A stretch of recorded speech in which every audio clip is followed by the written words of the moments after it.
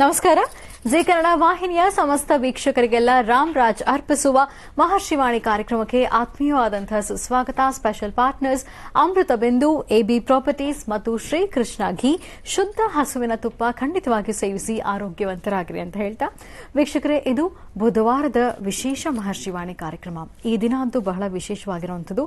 ಪಿತೃಪಕ್ಷದ ಕಡೆಯ ದಿನ ಮಹಾಲಯ ಅಮಾವಾಸ್ಯೆ. ಹಾಗಾಗಿ ಈ ದಿನದ ಶ್ರೇಷ್ಠತೆ ಎಂಥದ್ದು, ಇವತ್ತಿನ ಮಹತ್ವ ಏನು ಅನ್ನೋದನ್ನ ತಿಳಿಸಿಕೊಡೋದ್ರ ಜೊತೆಗೆ ಪಿತೃಗಳಿಗೆ ವಿಶೇಷವಾದಂತಹ ಕಾರ್ಯವನ್ನು ಸಲ್ಲಿಸುವ ಮೂಲ ಸಾನ್ನಿಧ್ಯ ಇರೋದು ಬಿಹಾರದ ಪಾಟ್ನಾದಲ್ಲಿ ಇರುವಂತಹ ಗಯಾ ಕ್ಷೇತ್ರ. ಹಾಗಾಗಿ ಇವತ್ತಿನ ವಿಶೇಷ ಮಹರ್ಷಿವಾಣಿ ಕಾರ್ಯಕ್ರಮದಲ್ಲಿ ಗಯಾ ಕ್ಷೇತ್ರದ ದರ್ಶನವನ್ನು ಕೂಡ ಮಾಡಿಸಲಿದ್ದಾರೆ ಗುರುಜಿಯವರು. ಬನ್ನಿ, ಹಾಗಿದ್ರೆ ಕಾರ್ಯಕ್ರಮವನ್ನು ಈಗ ಪ್ರಾರಂಭ ಮಾಡೋಣ. ಮೊದಲಿಗೆ ಗುರುಜಿಯವರ ಕಾರ್ಯಕ್ರಮಕ್ಕೆ ಸ್ವಾಗತಿಸೋಣ. ಶ್ರೀಯುತರು ಸಾಮುದ್ರಿಕ ಶಿರೋಮಣಿ, ಸ್ವರ ಸರ್ವಜ್ಞ, ದರ್ಪಣಾಂಜನ, ಚಕ್ಷುರ್ಮತಿ ವಿದ್ಯಾನಿಪುಣ, ಶ್ರೀ ವಿದ್ಯೋಪಾಸಕ ರತ್ನ, ಅಥರ್ವಣ ಪರಿಹಾರ ಪ್ರವೀಣ, ವನಸಿರಿ ಆಯುರ್ವೇದ ರತ್ನರು ಮತ್ತು ರಾಜ್ಯದ ಧಾರ್ಮಿಕ ಪರಿಷತ್ನ ಸದಸ್ಯರು ಆಗಿರುವಂತಹ ಶ್ರೀ ಶ್ರೀ ಡಾಕ್ಟರ್ ಮಹರ್ಷಿ ಆನಂದ್ ಗುರುಜಿಯವರು. ಬನ್ನಿ, ಹಾಗಿದ್ರೆ ಗುರುಜಿಯವರ ಕಾರ್ಯಕ್ರಮಕ್ಕೆ ಆತ್ಮೀಯವಾಗಿ ಬರ್ಮಾಡ್ಕೊಳ್ಳೋಣ. ಗುರುಜಿ ನಮಸ್ಕಾರ. ಕಾರ್ಯಕ್ರಮಕ್ಕೆ ಭಕ್ತಿಪೂರ್ವಕ ಸುಸ್ವಾಗತ. ನಮಸ್ತೆ ಮಾ. ನಮಸ್ತೆಯಸ್ತು ಭಗವನ್ ವಿಶ್ವೇಶ್ವರಾಯ ಮಹಾದೇವಾಯ ತ್ರ್ಯಂಬಕಾಯ ತ್ರಿಪರಾಂತಕಾಯ ತ್ರಿಕಾಗ್ನಿಕಾಲಾಯ ಕಾಲಾಗ್ನಿರುದ್ರಾಯ ನೀಲಕಂಠಾಯ ಮೃತ್ಯುಂಜಯಾಯ ಸರ್ವೇಶ್ವರಾಯ ಸದಾಶಿವಾಯ ಶ್ರೀಮನ್ಮಹಾದೇವಾಯ ನಮಃ. ಸಾಂಬ ಸದಾಶಿವನ ಪ್ರಾರ್ಥನೆ ಮಾಡ್ತಾ, ಕಲ್ಯಾಣಾದ್ಭುತಗಾತ್ರಾಯ ಕಾಮಿಧಾರ್ಥ ಪ್ರದಾಯಿನೀಂ ಶ್ರೀಮದ್ ವೆಂಕಟನಾಥಾಯಾಂ ಶ್ರೀನಿವಾಸಾಯ ಮಂಗಳಂ. ವೆಂಕಟೇಶೋ ವಾಸುದೇವೋ ಪ್ರದ್ಯುಮ್ನೋ ವಿತವಿಕ್ರಮಃ ಸಂಕರ್ಷಣ ಅನಿರುದ್ಧಶ್ಚ ಶೇಷಾದ್ರಿ ಪತರೇವಚ. ಗೋವಿಂದ ಗೋವಿಂದ. ಗೋವಿಂದನ ನಾಮಸ್ಮರಣೆ ಜೊತೆಗೆ ಮಹಾದೇವನ ವಿಶೇಷವಾದಂಥ ಆರಾಧನೆ. ಏನೇ ಆದರೂ ಮಹಾಲಯ ಅಮಾವಾಸ್ಯೆ ಎಂಬತಕ್ಕಂತಹದ್ದು ಬಹಳಷ್ಟು ಪರಮ ಪವಿತ್ರವಾಗಿರತಕ್ಕಂತಹದ್ದು. ಈ ಕಳೆದ 14 ದಿನಗಳು, ಪಕ್ಷ ಮಾಸದ 14 ದಿನಗಳು ತಾವೇನಾದ್ರು ಶ್ರಾದ್ದ ಕರ್ಮಾದಿಗಳನ್ನು ಮಾಡಲಿಕ್ಕೆ ಆಗಲಿದ್ರು ಅಥವಾ ಪಕ್ಷ ಮಾಸವನ್ನು ಮಾಡಲಿಕ್ಕೆ ಆಗದಿರೇ ಇದ್ರು, ಇವತ್ತಿನ ಈ ಒಂದು ವಿಶೇಷವಾಗಿರ್ತಕ್ಕಂಥ ಈ ಶುಭ ದಿನ ಸರ್ವರೂ ಸಹಿತ ಇವತ್ತು ಪಕ್ಷ ಮಾಸವನ್ನು ಆಚರಣೆ ಮಾಡಬಹುದು. ಮಹಾಲಯ ಪಕ್ಷ ಎಂಬತಕ್ಕಂತಹದ್ದು ಇಂದು ನಿನ್ನೆ ಬಂದದ್ದಲ್ಲ. ಇದಕ್ಕೆ ಇದರದೇ ಆದಂತಹ ಒಂದಷ್ಟು ಇತಿಹಾಸಗಳಿದೆ. ಜೊತೆಗೆ ಮಹಾಲಯ ಪಕ್ಷವಾಸಕ್ಕೆ ಸರ್ಕಾರನೇ ರಜವನ್ನು ಘೋಷಣೆ ಮಾಡುತ್ತೆ. ಕಾರಣ, ಪ್ರತಿಯೊಬ್ಬರು ಅವರವರ ಪಿತೃದೇವತೆಗಳಿಗೆ ತೃಪ್ತಿಪಡಿಸಲಿಕ್ಕೋಸ್ಕರ, ಪಿತೃದೇವತೆಗಳ ಆಶೀರ್ವಾದ ಪಡೆಯಲಿಕ್ಕೆ ಪಕ್ಷ ಮಾಸ ಬಹಳ ವಿಶೇಷವಾಗಿರ್ತಕ್ಕಂಥದ್ದು. ಅದರಲ್ಲೂ ಮಹಾಲಯ ಅಮಾವಾಸ್ಯೆ ಎಂಬತಕ್ಕಂಥದ್ದು ಬಹಳಷ್ಟು ವಿಶೇಷತೆಗಳನ್ನು ತಿಳಿಸುವಂತಹದ್ದು. ಇವತ್ತು ಯಾವುದೇ ಒಂದು ಹೊಸದರ ಕೆಲಸ ಮಾಡತಕ್ಕಂಥದ್ದಲ್ಲ, ಪಿತೃಗಳ ಅನುಗ್ರಹವನ್ನು ಪಡಿತಕ್ಕಂತಹದ್ದು. ಯಾವುದೇ ಒಂದು ಮಠಗಳಲ್ಲಾಗಲಿ ಅಥವಾ ದೇವಾಲಯಗಳಲ್ಲಾಗಲಿ ಅಥವಾ ಅದರ ಪುಣ್ಯಕ್ಷೇತ್ರದಲ್ಲಾಗಲಿ, ಹರಿಯುವ ನೀರು, ಸಮುದ್ರ ತೀರ, ಇಂತಹ ಯಾವುದೇ ಒಂದು ಪುಣ್ಯಕ್ಷೇತ್ರಗಳಾದರೂ ಇಂತಹ ಸಾನ್ನಿಧ್ಯಗಳಲ್ಲಿ ವಿಶೇಷವಾಗಿ ಇವತ್ತಿನ ದಿವಸ ತಿಲತರ್ಪಣವನ್ನು ಕೊಡತಕ್ಕಂತಹದ್ದು ಒಂದು ಕ್ರಮ ಇದೆ. ಆದರೆ ಸಾಮೂಹಿಕವಾಗಿರ್ತಕ್ಕಂತಹ ತಿಲತರ್ಪಣಗಳನ್ನು ಕೊಡುವಂತಹ ಕ್ರಮ ಅಂದರೆ ಸಾಮೂಹಿಕವಾಗಿ ಕೂತು ಅನುಷ್ಠಾನ ಮಾಡಲಿಕ್ಕೆ. ಯಾಕೆಂದರೆ ಪ್ರತಿಯೊಬ್ಬರಿಗೂ ಸಹಿತ ಅವರವರ ಪ್ರಾಂತ್ಯಗಳಲ್ಲಿ ಮನೆಗಳಲ್ಲಿ ತಾವು ಅಂದುಕೊಂಡಷ್ಟು ಮಟ್ಟಿಗೆ ಈ ಒಂದು ಶ್ರಾದ್ದ ಕರ್ಮಾದಿಗಳನ್ನು, ತಿಥಿಯನ್ನ ಅಥವಾ ದೊಡ್ಡವರಿಗೆ ಇಡತಕ್ಕಂತಹ ಪಿಂಡ ಪ್ರದಾನವನ್ನ, ಅಂದರೆ ಯಾರು ಮನೆಯಲ್ಲಿ ಗತಿಸಿರ್ತಾರೆ, ಸತ್ತಿರ್ತಕ್ಕಂಥವ್ರು, ಮರಣ ಹೊಂದಿರತಕ್ಕಂಥವ್ರು, ಅಂತಹವರ ಕುಟುಂಬದಲ್ಲಿ ಅಂತಹ ಹಿರಿಯರನ್ನ ನೆನೆಸಿಕೊಳ್ಳುವಂತಹ ವಿಶೇಷವಾದಂಥ ದಿನ ಈ ಮಹಾಲಯ ಪಕ್ಷ. ಆದರೆ ಇವತ್ತಿನ ದಿವಸ ಕೆಲವರು ಅವರವರ ಭೂಮಿಗಳಲ್ಲಿ, ಅವರವರ ಜಮೀನುಗಳಲ್ಲಿ ಅಥವಾ ಅವರವರ ಹಿರಿಯರು ಎಲ್ಲೆಲ್ಲಿ ವಾಸವಾಗಿರ್ತಾರೋ, ಎಲ್ಲಿ ಅವರನ್ನ ಕಡೆದಾಗಿ ಇಟ್ಟಿರ್ತಿರೋ ಅಂತಹ ಸಾನ್ನಿಧ್ಯಗಳಲ್ಲಿ ಮಾಡುವ ಕ್ರಮನೂ ಒಂದಿದೆ. ಅದೇ ಕೆಲವು ಪುಣ್ಯಕ್ಷೇತ್ರಗಳಲ್ಲಿ ಮಾಡುವ ಕ್ರಮನೂ ಒಂದಿದೆ. ಆದರೆ ಯಾರು ಯಾವಾಗ ಹೇಗೆ ಮಾಡಿದ್ರೂ ಒಮ್ಮೆ ನೀವು ಪಿಂಡ ಪ್ರಧಾನ ತಿಲತರ್ಪಣವನ್ನು ಕೊಡಬೇಕಾದ್ರೆ ಅದು ವಿಷ್ಣುವಿನ ಪಾದದ ಮೇಲೆ ಕೊಡಬೇಕು ಎಂಬತಕ್ಕಂಥದ್ದು ಶಾಸ್ತ್ರವಿದೆ. ಅದಕ್ಕೆ ಗಯಾ ಶ್ರಾದ್ದ ಅಂತ ಹೇಳ್ತಾರೆ. ಗಯಾನಲ್ಲಿ ಶ್ರಾದ್ದ ಮಾಡಿದ್ರೆ ಏನು ಫಲ? ಗಯಾನಲ್ಲಿ ಶ್ರಾದ್ದ ಮಾಡಿರ್ತಕ್ಕಂಥದ್ದು ಬರೀ ನೀವು ಮಾಡತಕ್ಕಂಥದ್ದಲ್ಲ, ದೇವಾನುದೇವತೆಗಳ ಕಾಲದಿಂದಲೂ, ಅದರಲ್ಲೂ ಭಗವಾನ್ ಶ್ರೀರಾಮಚಂದ್ರ ಸಹಿತ ದಶರಥ ಮಹಾರಾಜನಿಗೆ ವಿಶೇಷವಾಗಿ ಪಿಂಡ ಪ್ರದಾನವನ್ನು ಮಾಡಿರ್ತಕ್ಕಂಥ ಸಾನ್ನಿಧ್ಯ ಅದು. ಆದರೆ ಅದೃಷ್ಟ ಅಲ್ಲಿ ರಾಮದೇವರಿಗೆ ಅನುಕೂಲ ಆಗಲಿಲ್ಲ, ಸೀತಾಮಾತೆ ಮಾಡಿದ್ಲು. ರಾಮ ಸೀತೆಯರು ಹೀಗೆ ಅರಣ್ಯದಲ್ಲಿ ನಡಿಬೇಕಾದ್ರೆ ಗಯಾ ಎಂಬತಕ್ಕಂಥ ಕ್ಷೇತ್ರಕ್ಕೆ ಬರ್ತಾರೆ. ಗಯಾ ಎಂಬತಕ್ಕಂಥ ಕ್ಷೇತ್ರಕ್ಕೆ ಬಂದು ಆ ಕ್ಷೇತ್ರದಲ್ಲಿರ್ತಕ್ಕಂತಹ ನೀರು, ಅಲ್ಲಿರ್ತಕ್ಕಂಥ ಗೋವು, ಅಲ್ಲಿರ್ತಕ್ಕಂತಹ ಬ್ರಾಹ್ಮಣ, ಅಲ್ಲಿರ್ತಕ್ಕಂತಹ ವಟವೃಕ್ಷ, ಇದೆಲ್ಲವನ್ನು ನೋಡಿ ಇದು ಬಹಳ ಪರಮ ಪವಿತ್ರವಾಗಿರ್ತಕ್ಕಂತಹ ಪುಣ್ಯಕ್ಷೇತ್ರ ಅಂತ ನಂಬಿ ಆ ಕ್ಷೇತ್ರದಲ್ಲೇ ಪಿಂಡ ಪ್ರದಾನವನ್ನು ಮಾಡಬೇಕು. ಇವತ್ತು ದಶರಥ ಮಹಾರಾಜರಿಗೆ ಒಂದು ಪಿಂಡ ಪ್ರದಾನವನ್ನು ಮಾಡಬೇಕಾಗಿದೆ ಅಂತ ಹೇಳಿದು ಸೀತಾ ಮತ್ತೆ ರಾಮ, ಅಂದ್ರೆ ರಾಮ ಸೀತೆಯರಿಬ್ಬರು ಸಹಿತ ಅಲ್ಲಿ ಬರ್ತಾರೆ. ಬಂದು ಆ ಕ್ಷೇತ್ರದಲ್ಲಿ ನೋಡಿ ಅಮಾವಾಸ್ಯೆ ಎಂಬತಕ್ಕಂಥದ್ದೆಷ್ಟು ವಿಶೇಷತೆ ಇದೆ ಅಂತ. ಈ ಅಮಾವಾಸ್ಯೆಯಿಂದ ಅವರು ಅಲ್ಲಿ ಸಹಿತ ಒಂದು ಪಿಂಡ ಪ್ರದಾನವನ್ನು ಮಾಡಬೇಕು ಎಂಬತಕ್ಕಂಥ ಸಂಕಲ್ಪದಲ್ಲಿದ್ದಾಗ ಬೇಕಾಗಿರ್ತಕ್ಕಂತಹ ಪದಾರ್ಥಗಳನ್ನು ಒಂದು ಶ್ರಾದ್ದ ಕರ್ಮವನ್ನು ಮಾಡಬೇಕಾದ್ರೆ ಅಥವಾ ಒಂದು ಪಿಂಡ ಪ್ರದಾನವನ್ನು ಮಾಡಬೇಕಾದ್ರೆ ಅದಕ್ಕೆ ಬೇಕಾದಂಥ ಪದಾರ್ಥ ಬೇಕಲ್ಲ. ಆ ಪದಾರ್ಥಗಳನ್ನು ತರಲಿಕ್ಕಾಗಿ ರಾಮ ಕಾಡಿಗೆ ಹೋಗ್ತಾನೆ. ರಾಮ ಒಂದಷ್ಟು ದೂರ ಅರಣ್ಯದಲ್ಲಿ ಬೇಕಾಗಿರುವ ಪದಾರ್ಥಗಳನ್ನು ತರಬೇಕು ಅಂತ ಹೊರಟ್ರೆ ಮಾಧ್ಯಾಹ್ನಿಕ 12 ಗಂಟೆ ಆಗುತ್ತೆ. 12 ಗಂಟೆ ಅಭಿಜಿನ್ ಲಗ್ನ ಬಂತು. 12 ಗಂಟೆ ಆದ ನಂತರ ಅಪರಾಹ್ನ ಕಾಲ ಅಂತ ಹೇಳ್ತಾರೆ. ಅಂದರೆ ಶುಭವನ್ನು ಮಾಡಲಿಕ್ಕೂ ಅಥವಾ ಶ್ರಾದ್ದ ಕರ್ಮಾದಿಗಳು ಮಾಡಲಿಕ್ಕೂ ಒಂದಿಷ್ಟು ಸಮಯ ಅಂತ ಇದೆ. ಆ ಸಮಯದಲ್ಲಿ ಮಾಧ್ಯಾಹ್ನಿಕ 12 ಗಂಟೆ ನಂತರನೇ ಪಿಂಡ ಪ್ರದಾನ ಮಾಡಬೇಕು, ತಿಲತರ್ಪಣವನ್ನು ಕೊಡಬೇಕು. ದೇವತಾ ಕಾರ್ಯ ಮಾಡಬೇಕಾದ್ರೆ 12 ಗಂಟೆ ಒಳಗೆ, ಪಿತೃ ಕಾರ್ಯ ಮಾಡಬೇಕಾದ್ರೆ 12 ಗಂಟೆ ನಂತರ. ಅದಕ್ಕೆ ಇವತ್ತಿಗೂ ಸಹಿತ ಶಾಸ್ತ್ರಬದ್ಧವಾಗಿ ತಿಥಿಗಳನ್ನು ಮಾಡುವವರು, ಶ್ರಾದ್ದ ಕರ್ಮಾದಿಗಳು ಮಾಡತಕ್ಕಂಥವ್ರು, ಪಿಂಡ ಪ್ರದಾನವನ್ನು ಕೊಡ್ತಕ್ಕಂಥವ್ರು ಬೆಳಿಗ್ಗೆ ಯಾರು ಮಾಡೋದಿಲ್ಲ, 12 ಗಂಟೆ ನಂತರನೇ ಮಾಡ್ತಾರೆ. ಅಂದರೆ ಅಪರಾಹ್ನ ಕಾಲದಲ್ಲೇ ಮಾಡಬೇಕು. ಮಾಡುವಂತಹದ್ದು ಒಂದು ಕ್ರಮ ಇದೆ. ಹಾಗೆ 12 ಗಂಟೆ 1 ಗಂಟೆ ಒಳಗೆ ಊಟ ಮಾಡಿದ್ರೆ ಅದು ಶುಭದ ಊಟ ಆಗುತ್ತೆ. 1 ಗಂಟೆ ದಾಟದ ಮೇಲೆ ಊಟ ಮಾಡಿದ್ರೆ ಅದು ಅಪರಕರ್ಮ ತಿಥಿ ಊಟ ಆಗುತ್ತೆ. ಇದು ಶಾಸ್ತ್ರದಲ್ಲಿ ಹೇಳ್ತಾರೆ, ಹಿರಿಯರು ಹೇಳ್ತಾರೆ. ಇವತ್ತಿಗೂ ಅದನ್ನು ಹೇಳುವಂತ ಮಾತೆ. ಆದರೆ ವಿಧಿ ಇಲ್ಲ, ಕೆಲಸದ ಒತ್ತಡ, ಇವತ್ತು ನಮ್ಮ ಕಾರ್ಯವೈಖರಿಗಳು ಹಾಗಾಗ್ಬಿಟ್ಟಿದೆ ಅಂತೇಳಿ ನಾವು ಇಷ್ಟ ಬಂದಷ್ಟೊತ್ತಿಗೆ 4 ಗಂಟೆಗೂ ಮಾಡ್ತೀವಿ, 5 ಗಂಟೆಗೂ ಊಟ ಮಾಡ್ತೀವಿ. ಇರಲಿ. ಆದರೆ ಆ ಒಂದು ಪರಮ ಪವಿತ್ರವಾಗಿರೋ ಪುಣ್ಯಕ್ಷೇತ್ರ ಗಯಾ ಕ್ಷೇತ್ರದಲ್ಲಿ, ಆ ಕ್ಷೇತ್ರದಲ್ಲಿ ಪಿಂಡ ಪ್ರದಾನ ಮಾಡಬೇಕು, ದಶರಥ ಮಹಾರಾಜರಿಗೆ ತೃಪ್ತಿಪಡಿಸಬೇಕು ಅಂತ ಹೇಳಿ ಅಲ್ಲಿ ಮಗ ಮತ್ತು ಸೊಸೆ, ಮಗ ರಾಮ ಬೇಕಾಗಿರೋ ಪದಾರ್ಥಗಳನ್ನು ತರಲಿಕ್ಕೆ ಹೊರಟ. ಸೊಸೆ ಆ ಪ್ರಾಂತ್ಯದಲ್ಲಿದ್ಲು. 12 ಕಾಲ ಆಯಿತು. ಅದು ಯಾವಾಗ 12 ದಾಟು ಬಿಡ್ತೋ ಆಗ ದಶರಥ ಮಹಾರಾಜರು ಬಂದು ಅವರ ಅಂಗೈ ಮಾತ್ರ ಮುಂದೆ ಚೋಚಿ ಆ ಅಂಗೈನ ಮುಂದೆ ಚಾಚಿಬಿಟ್ಟು ಕೇಳ್ತಾರಂತೆ ಸೀತಾಮಾತೆಗೆ, ಅಮ್ಮ ಸಮಯ ಮೀರ್ತು, ನಾನು ಬಂದಾಯಿತು, ನನಗಿನ್ನ ಪಿಂಡ ಪ್ರದಾನ ಮಾಡಲಿಲ್ವಲ್ಲ ಅಂತ ಕೇಳಿದಾಗ ಸೀತೆ ಆ ಪಕ್ಕದಲ್ಲೇ, ಆ ದಡದ ಪಕ್ಕದಲ್ಲಿ ಕೂತ್ಕೊಂಡಾಗ ಮರಳಿನಿಂದ ಉಂಡೆಗಳನ್ನು ಮಾಡ್ತಿದ್ಲಂತೆ. ಆ ಮರಳಿನಿಂದ ಮಾಡಿರ್ತಕ್ಕಂಥ ಉಂಡೆಗಳನ್ನು ನೋಡಿ 3 ಮರಳಿನಿಂದ ಮಾಡಿರ್ತಕ್ಕಂಥ ಉಂಡೆಗಳನ್ನೇ ದಶರಥ ಮಹಾರಾಜರ ಕೈ ಕೊಟ್ಟು ಬಿಡ್ತಾಳೆ. ಅದಕ್ಕೆ ನಾನು ಹಿಂದೆ ಒಂದು ಸತಿ ಹೇಳಿದ್ದೆ ನಿಮಗೆ, ಮನೆಯಲ್ಲಿ ಮಗ ಆದರೂ ಲೋಪಕ್ಕೆ ಅಕಸ್ಮಾತ್ ಮಗ ಯಾರು ಕಾಫಿ ಹಾಲು ಟಿಫನ್ ಅಂತಲ್ಲ, ಮಗ ಕಾಫಿ ಹಾಲು ಏನೋ ಒಂದು ಕುಡಿದ್ಬಿಟ್ಟ ಅಂದ್ಕೊಳ್ಳಿ, ಅಥವಾ ಶ್ರಾದ್ದ ಮಾಡೋ ದಿವಸ ಎಲ್ಲೋ ಒಂದು ಸ್ವಲ್ಪ ಮೈ ಮರೆತು ಏನಾದ್ರು ಒಂಚೂರು ಅಕಸ್ಮಾತ್ ನಾಲಿಗೆ ಮೇಲೆ ಬಿದ್ದರೂ ಮಗನಿಗೆ ದೋಷ ಅಲ್ಲ. ಆದರೆ ಶ್ರಾದ್ದ ಕರ್ಮದ ದೋಷಗಳುಂಟೋದಿಲ್ಲಿ. ಸೊಸೆ ಏನಾದ್ರು ನೀರು ಕುಡಿದು, ಸೊಸೆ ಏನಾದ್ರು ಆಹಾರ ಸ್ವೀಕರಿಸ್ಬಿಟ್ರೆ ಶ್ರಾದ್ದ ಕರ್ಮ ಮಾಡಿಯೂ ಸಹಿತ ರಥವ ವೇಸ್ಟ್ ಆಗತ್ತಂತೆ. ಅದಕ್ಕೆ ಮನೆ ಸೊಸೆಯರು ಯಾವತ್ತೂ ಶ್ರಾದ್ದ ಕರ್ಮಾದಿಗಳ ದಿವಸ ಅದಕ್ಕೆ ಇರಬೇಕಾಗಿರ್ತಕ್ಕಂಥ ಕ್ರಮ ಇದೆ, ಹಾಗೇ ಇರಬೇಕು. ಯಾರ ಮನೆಗೆ ತಿಥಿ ಶ್ರಾದ್ದವನ್ನು ಮಾಡ್ತಾರೋ, ಪಕ್ಷಮಾಸವನ್ನು ಆಚರಣೆ ಮಾಡ್ತಾರೋ ಅಂತಹವ್ರ ಮನೆಯಲ್ಲಿ ಆ ಮನೆಯ ಯಾರು ವ್ಯಕ್ತಿ ಮಾಡ್ತಾರೋ, ಅಂದ್ರೆ ಮನೆ ಒಡೆಯ ಯಾರು ಯಜಮಾನ ಇರ್ತಾನೋ ಆತ ಮಾಡುವವನ ಧರ್ಮಪತ್ನಿ, ಆತನ ಹೆಂಡತಿ ಯಾವುದೇ ಕಾರಣಕ್ಕೂ ಹಣೆಗೆ ಕುಂಕುಮ ಇಡೋದಾಗ್ಲಿ, ಹೂ ಮುಡಿತಕ್ಕಂಥದ್ದಾಗ್ಲಿ, ಅಥವಾ ಮನೆ ಮುಂದೆ ರಂಗೋಲಿ ಹಾಕ್ತಕ್ಕಂಥದ್ದಾಗ್ಲಿ, ಅಥವಾ ದೇವ್ರ ಮುಂದೆ ಪೂಜೆ ಮಾಡತಕ್ಕಂಥದ್ದು, ಪೂಜೆ ಮಾಡಿದ್ರು ಗಂಟೆ ಬಾರಿಸ್ತಕ್ಕಂಥದ್ದು, ಕೆಂಪು ಪುಷ್ಪಗಳನ್ನು ತಂದು ಬಾಗಿಲಲ್ಲಿ ಇಡ್ತಕ್ಕಂಥದ್ದು ಮಾಡಿದ್ರೆ ಆ ಮನೆಯಲ್ಲಿ ಶ್ರಾದ್ದ ಕರ್ಮಾದಿಗಳು ನಡೆಯೋದಿಲ್ಲ. ನೋಡಿ ಎಷ್ಟು ವಿಶೇಷತೆ ಇದೆ ಇಲ್ಲಿ. ಮನೆಗಿರ್ತಕ್ಕಂಥ ಹೆಣ್ಣು ಮಗಳು ಯಾವುದೇ ಕಾಲಕ್ಕೂ ಸಹಿತ ಕುಂಕುಮ ಇಲ್ದಿರ ಇನ್ನೊಬ್ಬರ ಕಣ್ಣು ಕಾಣಿಸೋಂಗಿಲ್ಲ. ಮನೆ ಗಂಡನಿಗೂ ಸಹಿತ ಹೆಂಡತಿಯಾಗಿರ್ತಕ್ಕಂಥವಳು ಹಣೆ ಕುಂಕುಮ ಇಲ್ದಿರ ಬರೀ ಹಣೆಯಲ್ಲಿ ಗಂಡ ಸಹಿತ ನೋಡಿದ್ರೆ ಅದು ದೋಷ ಅಂತ ಹೇಳ್ತಾರೆ. ಆದರೆ ಶ್ರಾದ್ದ ಕರ್ಮಾದಿಗಳ ದಿವಸ ಹಣೆಗೆ ಕೆಂಪು ಕಲರ್ ಕುಂಕುಮ ಇಡಬಾರ್ದು. ಕುಂಕುಮ ಇಡಬಾರ್ದು ಅಂದ್ರೆ ಆಕೆ 4 ಗೋಡೆ ಮಧ್ಯದಲ್ಲೇ ಇರಬೇಕು. ಆದರೆ ಸೊಸೆಗೆ ಅಂತಹ ಶಕ್ತಿ ಇದೆ. ಅದಾದ ನಂತರ ಅಂದ್ರೆ ಯಾವಾಗ ಪಿಂಡ ಪ್ರದಾನ ಆಗುತ್ತೋ, ಯಾವಾಗ ಪಿಂಡವನ್ನಿಟ್ಟಾದ ನಂತರ ನಮಸ್ಕಾರ ಮಾಡಿದ ನಂತರ ಆಗ ಕುಂಕುಮವನ್ನು ಇಡಬೇಕು. ಆ ಇಡೋದಕ್ಕೆ ಅರ್ಹತೆ ಬರುತ್ತೆ. ಇದೆಲ್ಲ ಬಹಳಷ್ಟು ಕ್ರಮಗಳಿದೆ. ಆದರೆ ಪಕ್ಷಮಾಸದಲ್ಲಿ ಸಹಿತ ಇಷ್ಟೆಲ್ಲ ಇದೆಯಾ, ಇದೆಲ್ಲ ಧರ್ಮಶಾಸ್ತ್ರ ಪಾಲನೆ ಮಾಡಬೇಕಾ ಎಂಬತಕ್ಕಂಥ ಚಿಂತನೆ ಬಂದರೆ ಖಂಡಿತವಾಗ್ಲೂ ಮಾಡಬೇಕು. ಹಾಗೆ ಇವತ್ತು ನೀವು ಮಾಡಬೇಕಾಗಿರ್ತಕ್ಕಂಥದ್ದು ಸಹಿತ ಏನು ಹೇಗೆ ಎಂಬತಕ್ಕಂಥದ್ದನ್ನ ನಾನು ನಿಮಗೆ ತಿಳಿಸ್ಕೊಡ್ತೇನೆ. ಕೂತ್ಕೊಳ್ಳಿ ಗುರುಜಿ. ಈಗ ಪಂಚಾಂಗ ಶ್ರವಣ ಮಾಡೋಣ. ಖಂಡಿತಮ್ಮ. ಭಗವತಿ ಶ್ರೀ ರಾಜರಾಜೇಶ್ವರಿ ಮಹಾಲಕ್ಷ್ಮೀ ನಾರಾಯಣಭ್ಯ ನಮಃ, ವಾಣಿ ವಿಶ್ವನಾಥಾಭ್ಯ ನಮಃ, ಶುಚಿ ಪುರಂದರಾಭ್ಯ ನಮಃ, ವೃಂದತಿ ವಸಿಷ್ಠಾಭ್ಯ ನಮಃ, ಸೀತಾರಾಮಾಭ್ಯ ನಮಃ, ಶ್ರೀಂ ಮಹಾಕಾಳಿ ಮಹಾಲಕ್ಷ್ಮೀ ಸಮೇತ ಶ್ರೀಮದ್ ಮಹಾಲಲಿತಾಂಬಲಾ ತ್ರಿಪುರ ಸುಂದರಿ ದೇವತಾಭ್ಯೋ ನಮಃ. ಶ್ರೀ ಫ್ಲವನಾಮ ಸಂವತ್ಸರೇ ದಕ್ಷಿಣಾಯನೇ ವರ್ಷ ಋತು ಭಾದ್ರಪದ ಮಾಸ ಕೃಷ್ಣ ಪಕ್ಷ 6/10/2021 ಬುಧವಾರ. ಇವತ್ತಿನ ದಿವಸ ಬಹಳ ವಿಶೇಷವಾಗಿರತಕ್ಕಂಥದ್ದು ಅಮಾವಾಸ್ಯೆ, ಹಸ್ತ ನಕ್ಷತ್ರ, ಮಹಾಲಯ ಅಮಾವಾಸ್ಯೆ ಇರತಕ್ಕಂಥದ್ದು. ಮಹಾಲಯ ಅಮಾವಾಸ್ಯೆ ಆದ್ರಿಂದ ಸರ್ವರಿಗೂ ಸಕಲರಿಗೂ ಸಹಿತ ಭಗವಂತನ ಕೃಪೆ. ಅಂದ್ರೆ ನಾವು ದೇವತಾ ಕಾರ್ಯಗಳನ್ನ, ದೇವರ ಪೂಜೆಯನ್ನ ಅಥವಾ ಯಜ್ಞ ಆಗಾದಿಗಳನ್ನ, ಹೋಮಗಳನ್ನ ಎಷ್ಟೇ ನಡೆಸಿದ್ರು ಅದಕ್ಕಿಂತ ಮತ್ತಷ್ಟು ವಿಶೇಷವಾಗಿರತಕ್ಕಂಥ ಫಲಗಳ ಸಿದ್ಧಿ ಆಗಬೇಕಾದ್ರೆ ಅದಕ್ಕೆ ಪಿತೃ ಕಾರ್ಯ ಅಂದ್ರೆ ಪಿತೃಗಳ ಆಶೀರ್ವಾದ ಬೇಕು. ಪಿತೃ ಆಶೀರ್ವಾದ ಅಂದ್ರೆ ತಂದೆ ತಾಯಿಯಂದ್ರ ಆಶೀರ್ವಾದ ಪಡಿತಕ್ಕಂಥದ್ದು.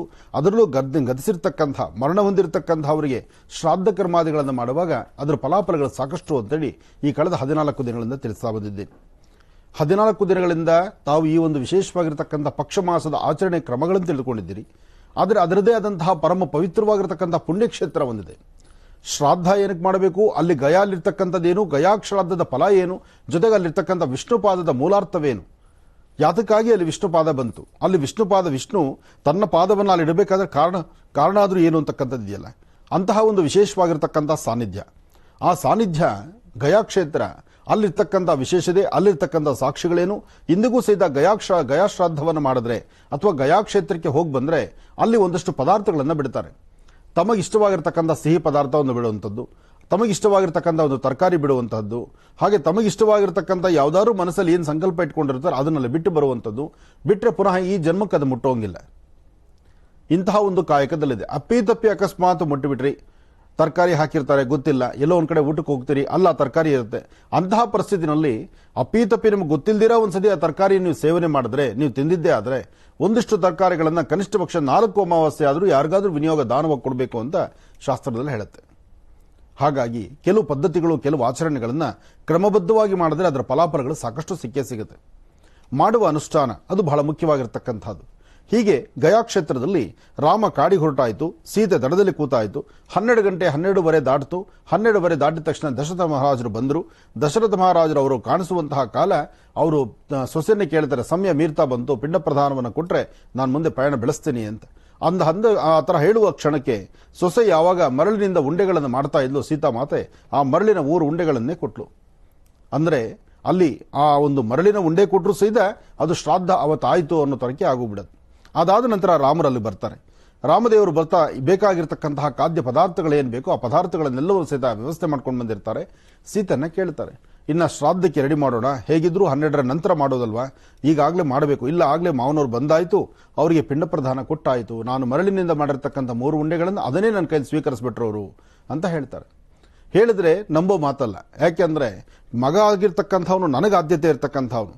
ನನ್ನ ತಂದೆ ಶ್ರಾದ್ದ ತಿಥಿಯನ್ನು ಮಾಡಲಿಕ್ಕೆ ಮಗನಿಗೆ ಅಧಿಕಾರ ಇದೆಯೇ ವಿನಃ ಸೊಸೆಗೆ ಅಧಿಕಾರ ಇಲ್ಲ. ಹಾಗಿದ್ದ ಮೇಲೆ ನಿನ್ನ ಕೈಲಿ ಹೇಗೆ ತಗೋತಾರೆ? ಆಗ ಸೊಸೆ ಮಗ ಇಬ್ಬರಿಗೂ ಅಧಿಕಾರ ಇದೆ ಎಂಬತಕ್ಕಂಥದ್ದು ಅಲ್ಲಿ ಗೊತ್ತಾಗುತ್ತೆ. ಇವತ್ತಿಗೂ ಸಹಿತ ನೋಡಿ, ಉತ್ತರ ಕನ್ನಡ ಈ ಕಡೆ ಉತ್ತರಾಖಂಡ್ ಕಡೆ ಎಲ್ಲ ಆ ಭಾಗಗಳಲ್ಲೆಲ್ಲ ಹೇಗಿದೆ ಅಂದ್ರೆ ಸೊಸೆ ಸಹಿತ ಪಿಂಡ ಪ್ರದಾನ ಮಾಡಬಹುದು. ಅಲ್ಲಿ ಹೆಣ್ಮಕ್ಳು ಪಿಂಡ ಪ್ರದಾನ ಮಾಡ್ತಾರೆ, ಗಂಡು ಮಕ್ಕಳು ಪಿಂಡ ಪ್ರದಾನ ಮಾಡ್ತಾರೆ. ಹಾಗೆ ಪಿಂಡ ಪ್ರದಾನ ಮಾಡಬೇಕಾದ್ರೆ ಮನೆಯಲ್ಲಿ ಸೊಸೆ ಆಗಿರ್ತಕ್ಕಂಥದ್ದು ತನ್ನ ಅರ್ಧಾಂಗಿ ಆಕೆ ಸಹಿತ ಇದು ಸಹಾಯಕ್ಕೆ ಬರ್ತಾರೆ. ಸಾಮಾನ್ಯಕ್ಕೆ ನಮ್ಮ ಈ ಭಾಗಗಳಲ್ಲಿ ಏನಪ್ಪಾ ಅಂದ್ರೆ ಪಿಂಡವನ್ನು ಕಟ್ಟುವಾಗ ಅಂದ್ರೆ ಆ ಅಕ್ಕಿ ಹಿಟ್ಟು ಅಥವಾ ಅಕ್ಕಿ ಹಿಟ್ಟಾಗ್ಲಿ, ಗೋಧಿ ಹಿಟ್ಟಾಗ್ಲಿ ಅಥವಾ ಅನ್ನದಿಂದ ಮಾಡುವಂತಹ ಪಿಂಡಗಳನ್ನು ಮಾಡುವಾಗ ಒಬ್ಬರೇ ಕೂತು ಮಾಡುವಂತಹದ್ದು ಕ್ರಮ. ಆದ್ರೆ ಆ ಭಾಗದಲ್ಲಿ ಆಗಲ್ಲ. ಸೊಸೆ ಅಂತ ಇರ್ತಲ್ಲ, ಸೊಸೆನೂ ಪಕ್ಕದಲ್ಲಿ ಕೂತ್ಕೊಂಡು, ಹೆಂಡತಿ ಅರ್ಧಾಂಗಿ ಕೂತ್ಕೊಂಡು ಆಕೆ ಪಿಂಡವನ್ನ ಮೊದಲು ಕಟ್ಟಿ ಅಂದ್ರೆ ಗುಂಡಾಗಿ ಪಿಂಡವನ್ನ ಕಟ್ಟಿ ಅನಂತರ ಕೊಡ್ತಕ್ಕಂಥದ್ದು, ಕೊಟ್ಟ ಮೇಲೆ ಅದನ್ನ ಪಿಂಡವನ್ನ ಮಾಡ್ತಕ್ಕಂಥದ್ದು. ಹಾಗೆ ಧರ್ಮಪಿಂಡ ಇಷ್ಟು, ಹಾಗೆ ಅವರು ಹಿರಿಯರ ಪಿಂಡಗಳಿಷ್ಟು ಅಂತೇಳಿ ಕ್ರಮ ಇದೆ. ಅದಕ್ಕೆ ಪಕ್ಷ ಮಾಸದಲ್ಲಿ ಶ್ರಾದ್ದ ಮಾಡುವಾಗ 3 ಪಿಂಡ, ಶ್ರಾದ್ದ ಮಾಡುವಾಗ ತಿಥಿ ಮಾಡುವಾಗ 3 ಪಿಂಡ ಬರುತ್ತೆ. ಅಂದ್ರೆ ಯಾವ ವ್ಯಕ್ತಿ ಯಾರ ಹೆಸರಲ್ಲಿ ಪಿಂಡ ಶ್ರಾದ್ದ ಇರುತ್ತೋ ಅವರದು, ಅವರ ತಂದೆದು, 3 ಜನ ಬರುತ್ತೆ. ಹಾಗೆ ತಾಯಿದು ಮಾಡಬೇಕಾದ್ರೆ ತಾಯಿ, ಈ ಕಡೆ ಅತ್ತೆ, ಅವರತ್ತೆ, ಈ ತರ ಬರುತ್ತೆ. ಹೀಗೆ ಬರುತ್ತೆ. ಇದು ಶಾಸ್ತ್ರ ಅಂದ್ರೆ ತಿಥಿ ಮಾಡುವಾಗ.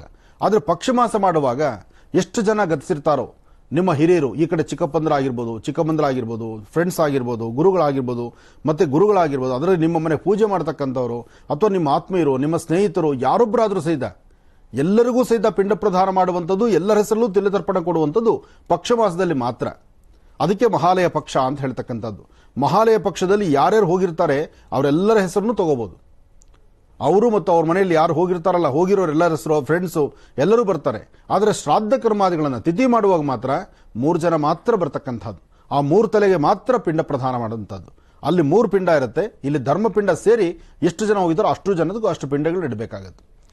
ಅದಕ್ಕೆ ಈ ಬಾರಿನಕ್ಕಿಂತ ಪ್ರತಿ ವರ್ಷ ನಮ್ಮ ಆತ್ಮೀಯರಾದಂತಹ ಭಾನುಪ್ರಕಾಶ್ ಅವರು ನೋಡಿ, ಭಾರತದ ಗಡಿಯಲ್ಲಿ ಸಾಕಷ್ಟು ಜನ ಯೋಧರನ್ನು ನಾವು ಕಳ್ಕೊಳ್ತಿರ್ತೀವಿ.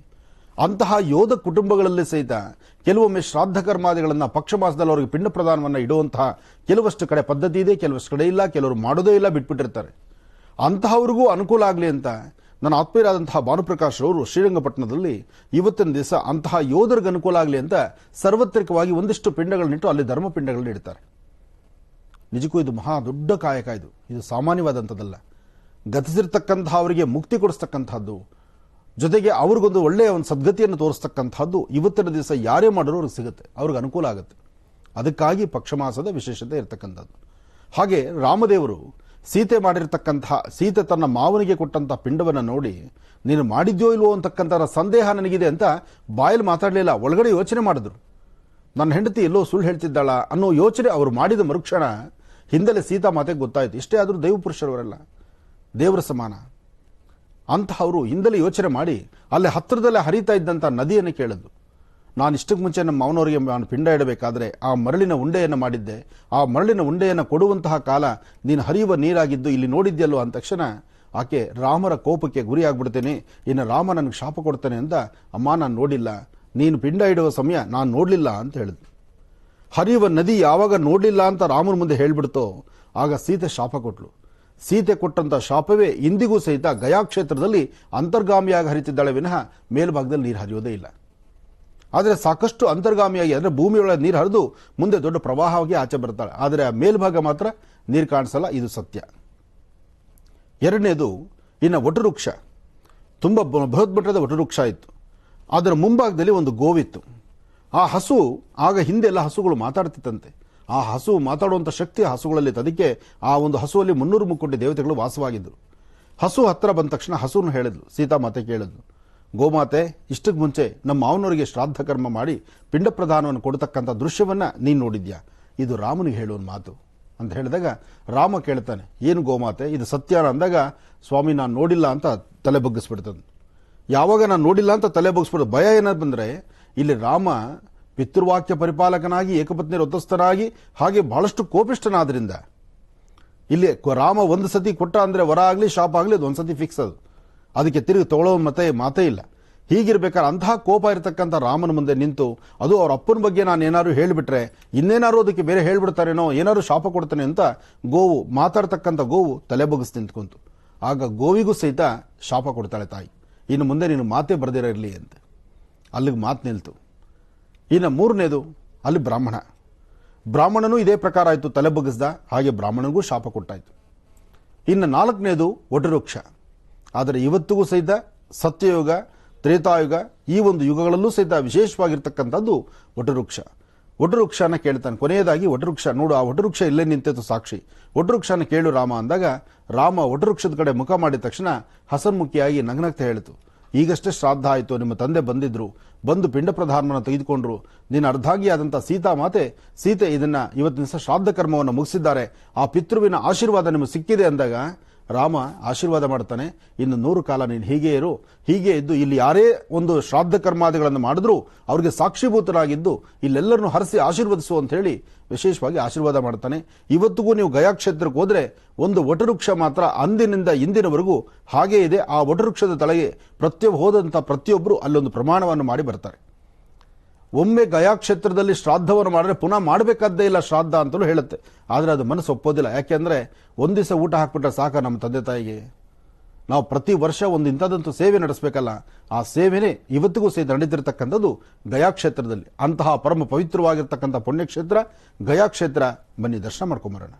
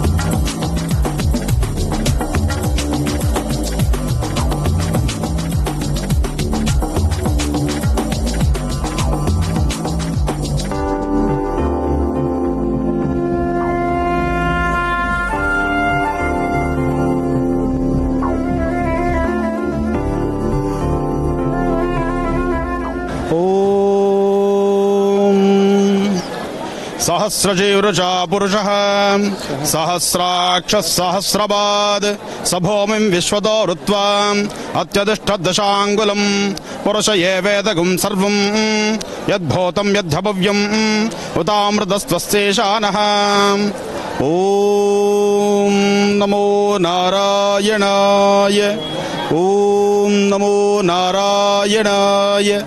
ಓಂ ನಮೋ ನಾರಾಯಣಾಯ. ತಾವು ಈಗ ನೋಡ್ತಾ ಇರತಕ್ಕಂಥ ಈ ಪರಮ ಪವಿತ್ರವಾಗಿರ್ತಕ್ಕಂಥ ಪುಣ್ಯಕ್ಷೇತ್ರ ಇದು ಗಯಾ ಕ್ಷೇತ್ರ. ಪಿತೃಗಳಿಗೆ ವಿಶೇಷವಾಗಿರ್ತಕ್ಕಂತಹ ಪಿಂಡ ಪ್ರದಾನವನ್ನು ಮಾಡುವಂತಹ ಕ್ಷೇತ್ರ. ಇವತ್ತಿಗೂ ಇಲ್ಲಿ ವಿಷ್ಣುಪಾದ ಬಹಳ ವಿಶೇಷವಾಗಿರ್ತಕ್ಕಂಥದ್ದು. ಗಯಾಸುರ ಎಂಬತಕ್ಕಂತಹ ರಾಕ್ಷಸನಿಂದಲೇ ನಿರ್ಮಿತವಾದಂತಹ ಈ ಒಂದು ವಿಶೇಷವಾಗಿರ್ತಕ್ಕಂತಹ ಗ್ರಾಮ ಇದು ಗಯಾಸುರ ಗ್ರಾಮ. ಜೊತೆಗೆ ಗಯಾಸುರನ ಈ ಗ್ರಾಮದಲ್ಲಿ ವಿಷ್ಣುವಿನ ಪಾದವಿದೆ. ವಿಷ್ಣುವಿನ ಪಾದ ವಿಶೇಷವಾಗಿರ್ತಕ್ಕಂಥದ್ದು.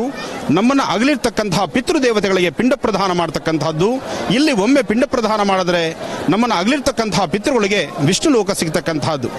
ಇದಕ್ಕಾಗಿ ಇಂತಹ ಪರಮ ಪವಿತ್ರವಾಗಿರ್ತಕ್ಕಂತಹ ಪುಣ್ಯಕ್ಷೇತ್ರಕ್ಕೆ ವಿಷ್ಣುಪಾದದ ದರ್ಶನ, ಜೊತೆಗೆ ರಾಜ್ಯದ ಕರ್ನಾಟಕ ಇರಬಹುದು, ರಾಜ್ಯದಾದ್ಯಂತ ಇರಬಹುದು, ದೇಶ ವಿದೇಶಗಳಿಂದಲೂ ಸಹಿತ ಇಲ್ಲಿಗೆ ಭಕ್ತರು ಆಗಮಿಸ್ತಾರೆ.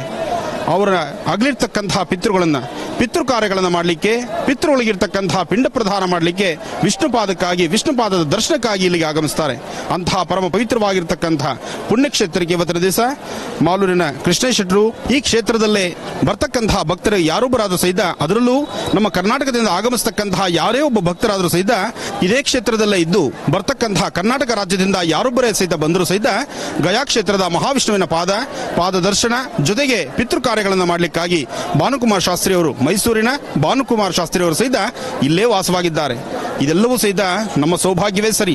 ಇಂತಹ ಪರಮ ಪವಿತ್ರವಾಗಿರ್ತಕ್ಕಂತಹ ಪುಣ್ಯಕ್ಷೇತ್ರ ದರ್ಶನ ಇವತ್ತು ನಮ್ಮ ಮಹರ್ಷಿ ವಾಣಿಯಲ್ಲಿ ತಾವೆಲ್ಲರೂ ನೋಡ್ತಾ ಇದ್ದೀರಿ.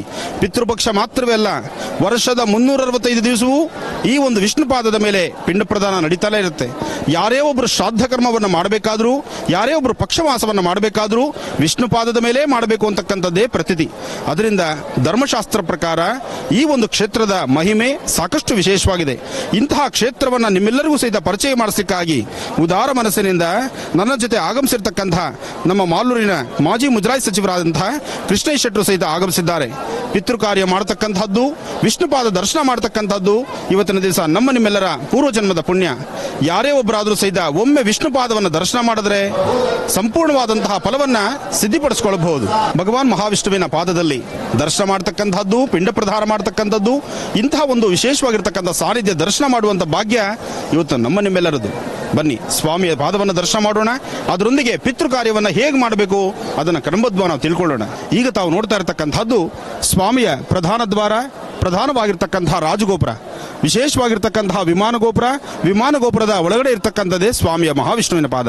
ಆ ವಿಷ್ಣು ಪಾದವನ್ನು ದರ್ಶನ ಮಾಡೋಣ. ರಾಜಗೋಪುರ ಪ್ರಧಾನ ಗೋಪುರವಾಗಿರ್ತಕ್ಕಂತಹ ಪ್ರಧಾನ ದ್ವಾರದ ದರ್ಶನವನ್ನು ಮಾಡೋಣ. ಕಲ್ಯಾಣಾದ್ಭುತ ಗಾತ್ರಾಯ ಕಾಮಿಧಾರ್ಥ ಪ್ರದಾಯಿನೀಂ ಶ್ರೀಮದ್ ವೆಂಕಟನಾಥಾಯಾಂ ಶ್ರೀನಿವಾಸಾಯ ಮಂಗಳಂ. ಗೋವಿಂದ ಗೋವಿಂದ ಗೋವಿಂದ. ವಿಷ್ಣುವಿನ ಪಾದ, ಪದ್ಮಪಾದ ಇದೆಲ್ಲವೂ ಬಹಳ ವಿಶೇಷ.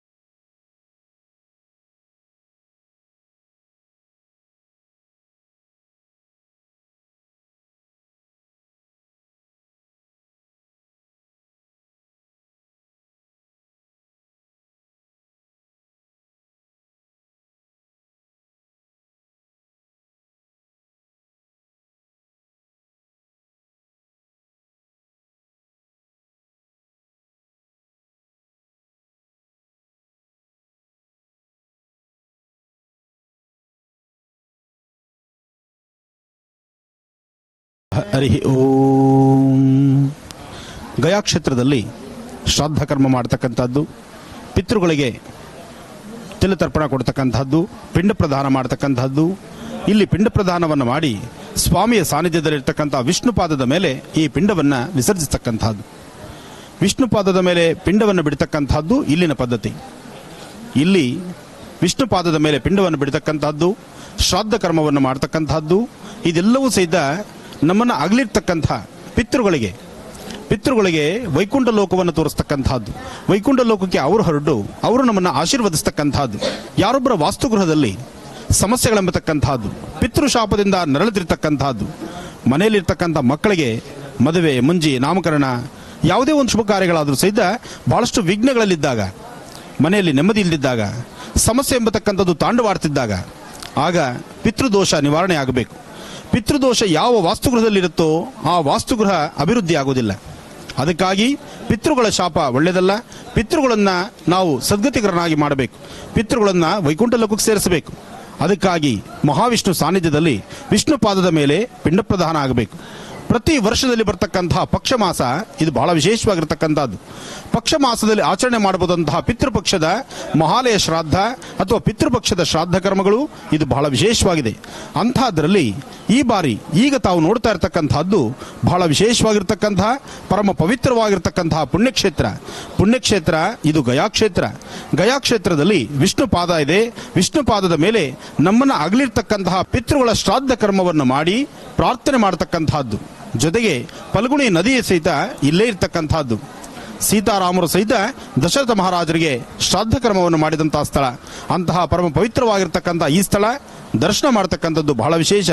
ಹಾಗೆ ಇವತ್ತು ತಾವು ನೋಡ್ತಾ ಇರತಕ್ಕಂಥ ಈ ಎಲ್ಲ ಒಂದು ವಿಶೇಷವಾಗಿರ್ತಕ್ಕಂಥ ವೈವಿಧ್ಯವಾದಂಥ ವಿಶೇಷತೆಗಳನ್ನು ನೋಡಬೇಕು. ಜೊತೆಗೆ ಸಾಧ್ಯವಾದಷ್ಟು ನಿಮ್ಮ ವಾಸ್ತುಗೃಹದಲ್ಲೂ ಸಹಿತ ಭಗವಂತನ ಪ್ರಾರ್ಥನೆ ಮಾಡಬೇಕು. ಅಗಲಿರ್ತಕ್ಕಂತಹ ಪಿತೃಗಳ ಶ್ರಾದ್ದ ಕರ್ಮಗಳನ್ನು ಪ್ರತಿಯೊಬ್ಬರ ವಾಸ್ತುಗೃಹದಲ್ಲೂ ಮಾಡಬೇಕು. ಪಿತೃಗಳ ಕೃಪಾಶೀರ್ವಾದವನ್ನು ಪ್ರತಿಯೊಬ್ಬರು ತೆಗೆದುಕೊಳ್ಳಬೇಕು.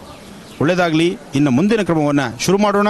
ಮುಂದೆ ಪಾಲ್ಗುಣ ನದಿ ದರ್ಶನ ಇದೆ, ಅದರೊಂದಿಗೆ ವಿಷ್ಣುಪಾದದ ದರ್ಶನವೂ ಸಹಿತ ಇದೆ. ಬ್ರಾಹ್ಮಣೋ ನಿಹಂ ದ್ವಿತೀಯ ಪರಾರ್ಧೆ ಶ್ರೀ ಶ್ವೇತ ವಾರಾಹ ಕಲ್ಪೆ ವೈವಸ್ವತ ಮನ್ವಂತರೆ ಅಷ್ಟಾವಿಂಶತಿತಮೇ ಕಲಿಯುಗೆ ಕಲಿ ಪ್ರಥಮಚರಣೆ ಜಂಬೂದೀಪೆ ಭರತವರ್ಷೆ ಭರತಖಂಡೆ ಮೇರೋಹ ದಕ್ಷಿಣ ದಿಕ್ಭಾಗೆ ವಿಂಧ್ಯಸ್ಯ ಉತ್ತರ ಆರ್ಯಾವರ್ತಾಂತರ್ಗತ ದೇಶೆ ಮಗಧ ದೇಶೆ ಚಂಪಕ್ಕಾರಣ್ಯೆ ಮಧುವನೆ ಕೋಲಾಹಲ್ ಪರ್ವತೆ ಗಯಾ ಗದಾಧರ ಕ್ಷೇತ್ರೆ ಉತ್ತರವಾಹಿಣ್ಯಾಂ ಅಂತರವಾಹಿಣ್ಯಾಂ ಫಲ್ಗು ನದಿ ಪಶ್ಚಿಮ ತೀರೆ ಗಯಾ ಗದಾಧರ ಕ್ಷೇತ್ರೆ ಬೌದ್ಧಾವತಾರ ವಾರಸ್ಪತ್ಯ ಮಾನೇನ ಸೌಮ್ಯನಾಮ ಸಂವತ್ಸರೆ ಸೌರ ಚಾಂದ್ರ ಮಾನಾಭ್ಯಾಂ ದುರ್ಮುಖನಾಂ ಸಂವತ್ಸರೆ ಮಾಸಾನಾಂ ಮಾಸೋತ್ತಮ ಮಾಸೆ ಭಾದ್ರಪದ ಪ್ರೋಕ್ತ ಆಶ್ವಿಜ ಮಾಸೆ ಕೃಷ್ಣ ಪಕ್ಷೆ ನವಮ್ಯಾಂ ಶುಭ ಪುಣ್ಯಸ್ಥಿತೌ ಆದ್ರಾ ನಕ್ಷತ್ರಯುಕ್ತಾಯಾಂ ಮಂದವಾಸರಯುಕ್ತಾಯಾಂ ಶುಭಯೋಗ ಶುಭಕರ್ಣ ಏವಂ ಗ್ರಹ ಗುಣ ವಿಶಿಷ್ಟಾಭ್ಯಾಂ. ಇದು ಭಾರತ ವರ್ಷದಲ್ಲಿ ವಿಂಧ್ಯ ಪರ್ವತ ಇರೋದು, ಮಾನ ಇರೋದು ಏನಂದ್ರೆ ವಿಂಧ್ಯದಿಂದ ಉತ್ತರ ಭಾರತ, ವಿಂಧ್ಯದಿಂದ ಉತ್ತರ ಭಾರತ, ವಿಂಧ್ಯದಿಂದ ದಕ್ಷಿಣ ಭಾರತ.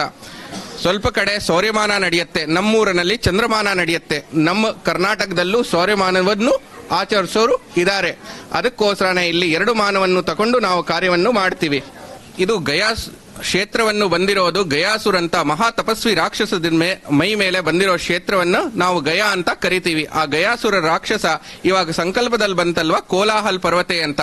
ಆ ಕೋಲಾಹಲ್ ಪರ್ವತದ ಮೇಲೆ ಕಾಲಿನ ಹೆಬ್ಬೆಟ್ ಮೇಲೆ ನಿಂತುಕೊಂಡು 1000 ವರ್ಷ ತನಕ ತಪಸ್ಸೆ ಮಾಡಿಬಿಟ್ಟು ಬ್ರಹ್ಮನ ಪ್ರಸನ್ನ ಮಾಡಿಬಿಟ್ಟು 3 ವರ ಪಡೆದಿದ್ದ. ಮೊದಲನೇ ವರ ಏನು ಪಡೆದಿದ್ದು ಅಂದ್ರೆ, ಯಾರು ನಂಗೆ ನೋಡ್ತಾರೆ ಅವ್ರಿಗೆ ಸಮಸ್ತ ಪಾಪವನ್ನು ಪರಿಹಾರ ಆಗಬೇಕು, ಯಾರು ಸ್ಪರ್ಶ ಮಾಡ್ತಾರೆ ಅವ್ರಿಗೆ ಯಮಯಾತ್ನೆಯಿಂದ ಬಿಡುಗಡೆ ಆಗಬೇಕು. 3ನೇದು, ನಾನು ದೇವ್ರಕ್ಕಿಂತಾನು ಶ್ರೇಷ್ಠ ಆಗಬೇಕು, 33 ಕೋಟಿ ದೇವರು ನಮ್ಮ ಹತ್ರ ಯಾಚಕರಾಗ್ಬಿಟ್ಟು ಭೀಕ್ಷರಾಗ್ಬಿಟ್ಟು ಬೇಡಕೋಬೇಕು ಅಂತ ವರ ಪಡೆದಿದ್ದು. ಅದರಿಂದ ಎಲ್ಲಾ ಲೋಕದಲ್ಲಿ ಅನಾಚಾರ ಅತ್ಯಾಚಾರವನ್ನು ಎಲ್ಲ ಬೆಳೆಯಕ್ ಶುರು ಆಯ್ತು. ಎಲ್ಲರೂ ಪಾಪ ಮಾಡಿಬಿಟ್ಟು ಅವ್ನ ದರ್ಶನ ಮಾಡ್ಬಿಟ್ಟು ಪರಿಹಾರ ಸಿಕ್ತಿತ್ತು. ಎಲ್ಲರೂ ಗಯಾಸುರನ್ನ ಸ್ಪರ್ಶ ಮಾಡಿಬಿಟ್ಟು ಸ್ವರ್ಗಕ್ಕೆ ಹೋಗಕ್ ಶುರು ಆದ್ರು. ಆತಕ್ಕಂಗೆ ನಾವು ಯಾವ ತರ ಕರ್ಮ ಮಾಡಿರ್ತೀವಿ ಅದನ್ನ ಅನುಭವಿಸಕ್ಕೆ 21 ಥರದ ನರಕ ಇದೆ. ಅದನ್ನ ನಡ್ಸಕ್ಕೋಸ್ಕರ 14 ತರ ಯಮ ಇದ್ದಾರೆ. ಅದರಲ್ಲಿ ಪ್ರಧಾನ ಯಮ ಧರ್ಮರಾಜ್ ಬಂದ್ಬಿಟ್ಟು ಬ್ರಹ್ಮನ್ನ ಬೇಡ್ಕೊಂಡು ನಾವು ಇದ್ಬಿಟ್ಟು ಯಾವುದು ಪ್ರಯೋಜನ ಇಲ್ಲ, ನಾವು ಬಿಟ್ಟು ಹೋಗ್ತೀವಿ ಅಂತ. ಆವಾಗ ಬ್ರಹ್ಮಂಗ್ ಭಯ ಆಯ್ತು, ನಾವು ಸೃಷ್ಟಿದು ಪರಿಕಲ್ಪನೆ ಯಾವ ತರ ಮಾಡಿದ್ವಿ, ಯಾವ ತರ ಪ್ರಪಂಚವನ್ನು ನಡೆಸಬೇಕು ಅಂತ, ಅದೆಲ್ಲ ಹಾಳಾಗತ್ತೆ ಅಂತ. ತಾವಿಷ್ಟೊತ್ತು ಕೇಳಿದ್ರಿ ಗಯಾ ಕ್ಷೇತ್ರ ಹೇಗೆ ಬಂತು. ಗಯಾಸುರ ಎಂಬತಕ್ಕಂಥ ರಾಕ್ಷಸನಾದರೂ ಸಹಿತ ಆತ ಆಧ್ಯಾತ್ಮಿಕ ಧಾರ್ಮಿಕದಲ್ಲಿ ಅದರಲ್ಲೂ ದೇವತೆಯನ್ನ ಬ್ರಹ್ಮನಿಂದ ವರ ಪಡೆದು ಆ ವರ ಪಡೆದಂತಹ 3 ವರಗಳು ಸಹಿತ ಬಹಳ ವಿಶೇಷವಾಗಿರ್ತಕ್ಕಂಥದ್ದು. 3 ವರಗಳು ವಿಶೇಷ. ಒಂದು ಗಯಾಸುರನ ನೋಡಿದ್ರೆ, ಮತ್ತೊಂದು ಗಯಾಸುರನ ಸ್ಪರ್ಶಿಸಿದರೆ, ಮತ್ತೊಂದು ಗಯಾಸುರನ ಬಗ್ಗೆ ನಾವು ಧ್ಯಾನ ಸಂಕಲ್ಪವನ್ನು ಮಾಡಿದ್ರೆ ಮೋಕ್ಷ ಪರಿಹಾರಾರ್ಥ. ಎಲ್ಲರೂ ಸಹಿತ ಮೋಕ್ಷವನ್ನೇ ಸಂಪಾದನೆ ಮಾಡಿದ್ರೆ ಯಮಯಾತನೆಯಿಂದ ನರಳುತ್ತಿರತಕ್ಕಂಥದ್ದು ತಾವು ಮಾಡತಕ್ಕಂಥ ಪ್ರಾರಬ್ಧ ಕರ್ಮಗಳಿಗೆ ಕರ್ಮಫಲ ಹೇಗೆ? ಇದು ಕಾಲಕ್ರಮೇಣ ಚಿಂತನೆ ಆಯಿತು. ಚಿಂತನೆ ಆದಂತಹ ಕಾಲದಲ್ಲಿ ದೇವಾನ ದೇವತೆಗಳೆಲ್ಲರೂ ಸಹಿತ ಬಂದರು. 300 ಮುಕ್ಕೋಟಿ ದೇವತೆಗಳು ಸಹಿತ ಬಂದು ಇಲ್ಲಿರ್ತಕ್ಕಂಥ ಮಾಡಬೇಕಾಗಿರ್ತಕ್ಕಂಥ ಆಗಬಹುದಾದಂತಹ ಕಾಲ ವಿಪರೀತ್ಯಗಳೇನಿದೆ ಇದರ ಬಗ್ಗೆ ಚಿಂತನೆ ಮಾಡಿದ್ರು.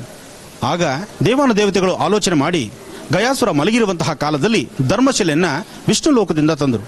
ವಿಷ್ಣು ಲೋಕದಿಂದ ಧರ್ಮಶಿಲೆ ತಂದು ಗಯಾಸುರನ ಎದೆಯ ಮೇಲೆ ಇಟ್ಟು ಆಗ ಪ್ರಾರ್ಥನೆ ಮಾಡಿದ್ರು. ಆಗ ಮಹಾವಿಷ್ಣು ಆಗಮನ ಆಯಿತು.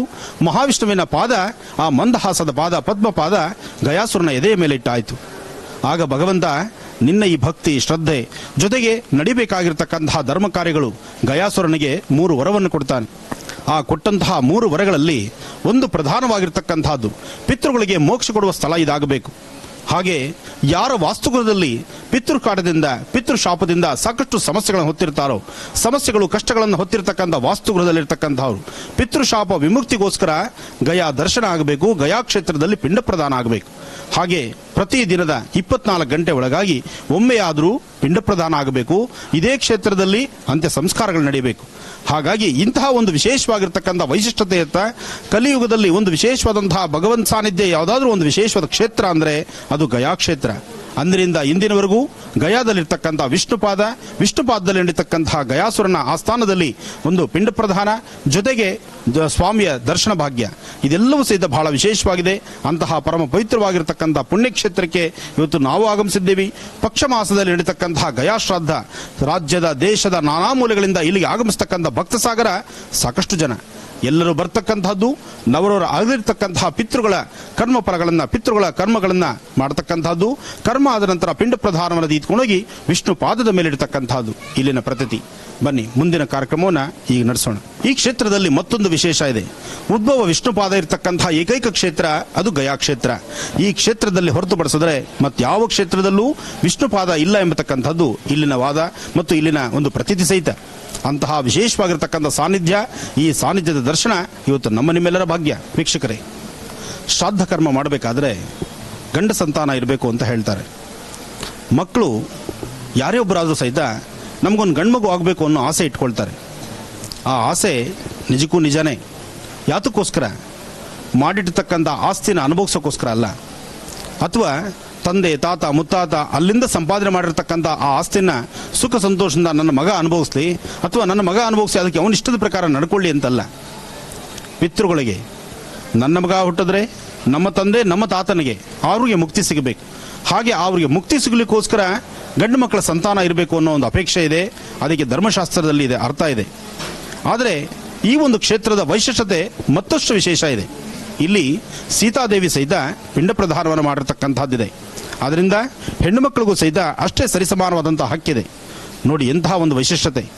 ಈ ಕ್ಷೇತ್ರದಲ್ಲಿ ಪಿಂಡ ಪ್ರಧಾನ ಮಾಡಬೇಕಾದ್ರೆ ಹೆಣ್ಣು ಮಕ್ಕಳಿಗೂ ಹಕ್ಕಿದೆ, ಗಂಡು ಮಕ್ಕಳಿಗೂ ಹಕ್ಕಿದೆ. ಹಾಗೆ ಗಂಡಾಗ್ಲಿ ಹೆಣ್ಣಾಗ್ಲಿ ಇಲ್ಲಿ ಭೇದ ಭಾವ ಇಲ್ಲ. ಕಾರಣ ಸೀತಾದೇವಿ ದಶರಥ ಮಹಾರಾಜರಿಗೆ ಅಂದರೆ ತಮ್ಮ ಮಾವನವರಿಗೆ ಇಲ್ಲಿ ಪಿಂಡ ಪ್ರದಾನ ಮಾಡಿರ್ತಕ್ಕಂಥ ಸ್ಥಳ.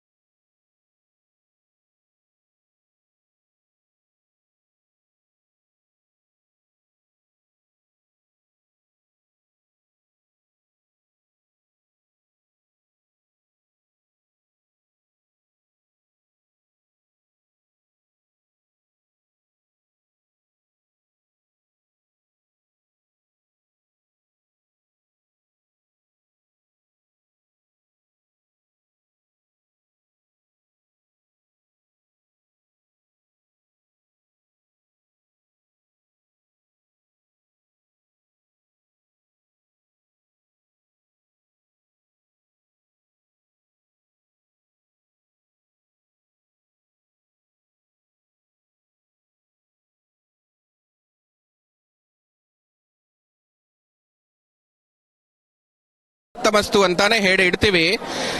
ಶ್ರಾದ್ದ ಭೂಮಿಂ ಗಯಾಂ ಧಾತ್ವ ಅಂತ ಹೇಳ್ತೀವಿ. ಒಳಗೆ ಇವಾಗ ನೀವು ನೋಡಿದ್ರಿ ಉದ್ಭವ್ ಪಾದ ಇದೆ ಮಹಾವಿಷ್ಣುದು, ಮೇಲ್ಗಡೆ ಚಿನ್ನದ್ದು ಕಳಶ ಬಾವುಟ ಇದೆ, ಅಷ್ಟಾದಶ ಮಂಟಪ ಅಂತ ನಾವು ಹೇಳಲ್ವಾ.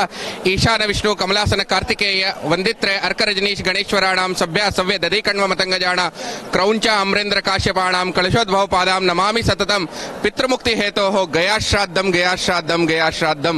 ಗಯೆ ಗಯೆ ಗಯೆ ಅಂತ ಹೇಳೋದು ಕಾರಣ ಏನಂದ್ರೆ, ಗಯಾದಲ್ಲಿ ಶ್ರಾದ್ದ ಮಾಡಿದ್ರೆ 100 ಅಶ್ವಮೇಧ ಯಜ್ಞ ಮಾಡಿದ್ರೆ ಏನು ಪುಣ್ಯ ಸಿಗತ್ತೆ, ಏನು ಫಲ ಸಿಗತ್ತೆ, ಅದು ಒಂದು ಗಯಾ ಶ್ರಾದ್ದವನ್ನು ಮಾಡಿದ್ರೆ ಅಷ್ಟೇ ಪುಣ್ಯ ಅಷ್ಟೇ ಫಲವನ್ನು ಜನ ಪಡೀತಾರೆ. ಇದು ಪಿಂಡ ಸ್ವರೂಪದಲ್ಲಿ ಮಾಡಿದ್ರು ಕೂಡ ಇದು ಇರೋದು ಪಿತೃಯಜ್ಞ. ಅದಕ್ಕೋಸ್ಕರ ಇಲ್ಲಿ ಉದ್ಭವ ಪಾದ ಮೇಲ್ಗಡೆ ಕಳಶ ಇದೆ, ಅಷ್ಟಾದಶ ಮಂಟಪವನ್ನು ಧ್ಯಾನ ಮಾಡಬೇಕು. ಇದನ್ನೇ ಧ್ಯಾನ ಮಾಡಿದ್ರೆ ಪಿತೃನ ಅಕ್ಷಯ ಸಿಗತ್ತೆ ಅಂತ ಪ್ರಮಾಣ ಇರೋದು. ಇದು ವಾಯು ಪುರಾಣದಲ್ಲಿ ಬರೆದಿದೆ. ಇದೇ ನಾವು ಇವಾಗ ನಿಂತಿರೋದು. ಮೇಲ್ಗಡೆ ಕಳಶ ಕಾಣಿಸ್ತಿದೆ, ಹಿಂಭಾಗದಲ್ಲಿ ಅಷ್ಟಾದಶ ಮಂಟಪ. ಎಲ್ಲ ಕಡೆ ಶ್ರಾದ್ದ ಮಾಡಬೇಕಾದ್ರೆ ಅಪರಾಹ್ನ ಪೂರ್ವಾಹ್ನ ಇರತ್ತೆ. ಗಯಾದಲ್ಲಿ ನಿಮಗೆ ಯಾವುದೂ ದೋಷವೂ ಬರಲ್ಲ, ಅಪರಾಹ್ನನೂ ಬರಲ್ಲ, ಪೂರ್ವಾಹ್ನನೂ ಬರಲ್ಲ, ರಾಹು ಕಾಲ ಕೇತು ಕಾಲ ಯಾವ ಕಾಲ ದೋಷವನ್ನೂ ಬರಲ್ಲ. ಇಲ್ಲಿ ತನಕ ಅಂದ್ರೆ ಗ್ರಹಣ ಕಾಲದಲ್ಲಿ ಬಹಳ ಕಡೆ ಶ್ರಾದ್ದವನ್ನು ವರ್ಜಿತ ಬರೆದಿದ್ದಾರೆ. ಆದ್ರೆ ಗಯಾದಲ್ಲಿ ಗ್ರಹಣ ಕಾಲದಲ್ಲೂ ಕೂಡ ಶ್ರಾದ್ದವನ್ನು ಮಾಡಬಹುದು ಅಂತ ಬರೆದಿದೆ. ಅದು ಅಲ್ಲದೆ ಒಂದ್ ದಿವಸದಲ್ಲಿ ಶ್ರಾದ್ದದಲ್ಲಿ ಒಂದೇ ಶ್ರಾದ್ದ ಆಗಬೇಕು ಅಂತಾನು ಮಾಹಿತಿ ಸಿಗತ್ತೆ ಸುಮಾರು ಕಡೆ. ಆದ್ರೆ ಗಯಾದಲ್ಲಿ ಮಾಡಿದ್ದು ಯಜ್ಞದ ಫಲ ಇರೋದ್ರಿಂದ ಗಯಾದಲ್ಲಿ ಒಂದ್ ದಿವಸದಲ್ಲಿ 3 ಕಡೆ ಆಗ್ಲಿ 5 ಕಡೆ ಆಗ್ಲಿ 10 ಕಡೆ ಆಗ್ಲಿ ಎಷ್ಟು ಶ್ರಾದ್ದವನ್ನು ಬೇಕಾದ್ರೆ ಮಾಡಬಹುದು. ಗಯಾದಲ್ಲಿ ಮಾಡಕ್ಕೆ 3 ಕಡೆನೂ ಶ್ರಾದ್ದ ಒಂದ್ ದಿವಸದಲ್ಲಿ ಮಾಡ್ತಾರೆ. ಇದು ಅಲ್ದೇರ ಪಕ್ಷ ಮಾಸದಲ್ಲಿ 17 ದಿವಸ ಇದು ಬಿಟ್ಟು ತ್ರಿಪಾಕ್ಷಿಕ ಶ್ರಾದ್ದವನ್ನು ಗಯಾದಲ್ಲಿ ಮಾಡೋ ಪದ್ಧತಿ ಕೂಡ ಇದೆ. ಗಯಾದಲ್ಲಿ ಮಾಡಕ್ಕೆ 54 ಕಡೆ ಕೂಡ ಶ್ರಾದ್ದವನ್ನು ಮಾಡೋ ಪದ್ಧತಿ ಕೂಡ ಜನ ಆಚರಿಸ್ತಾರೆ, ಪದ್ಧತಿ ಇದೆ. ಕಲಿಯುಗದ ಮುಂಚೆ 365 ಕಡೆ ಶ್ರಾದ್ದ ಮಾಡೋ ಪದ್ಧತಿ ಇತ್ತು. ಕಲಿಯುಗ ಬಂದ ಮೇಲೆ ಎಲ್ಲ ಲೋಪ ಆಗಿಬಿಟ್ಟು ಇನ್ನೂ ಇವಾಗಲೂ 54 ಕಡೆ ಶ್ರಾದ್ದ ಮಾಡಬಹುದು.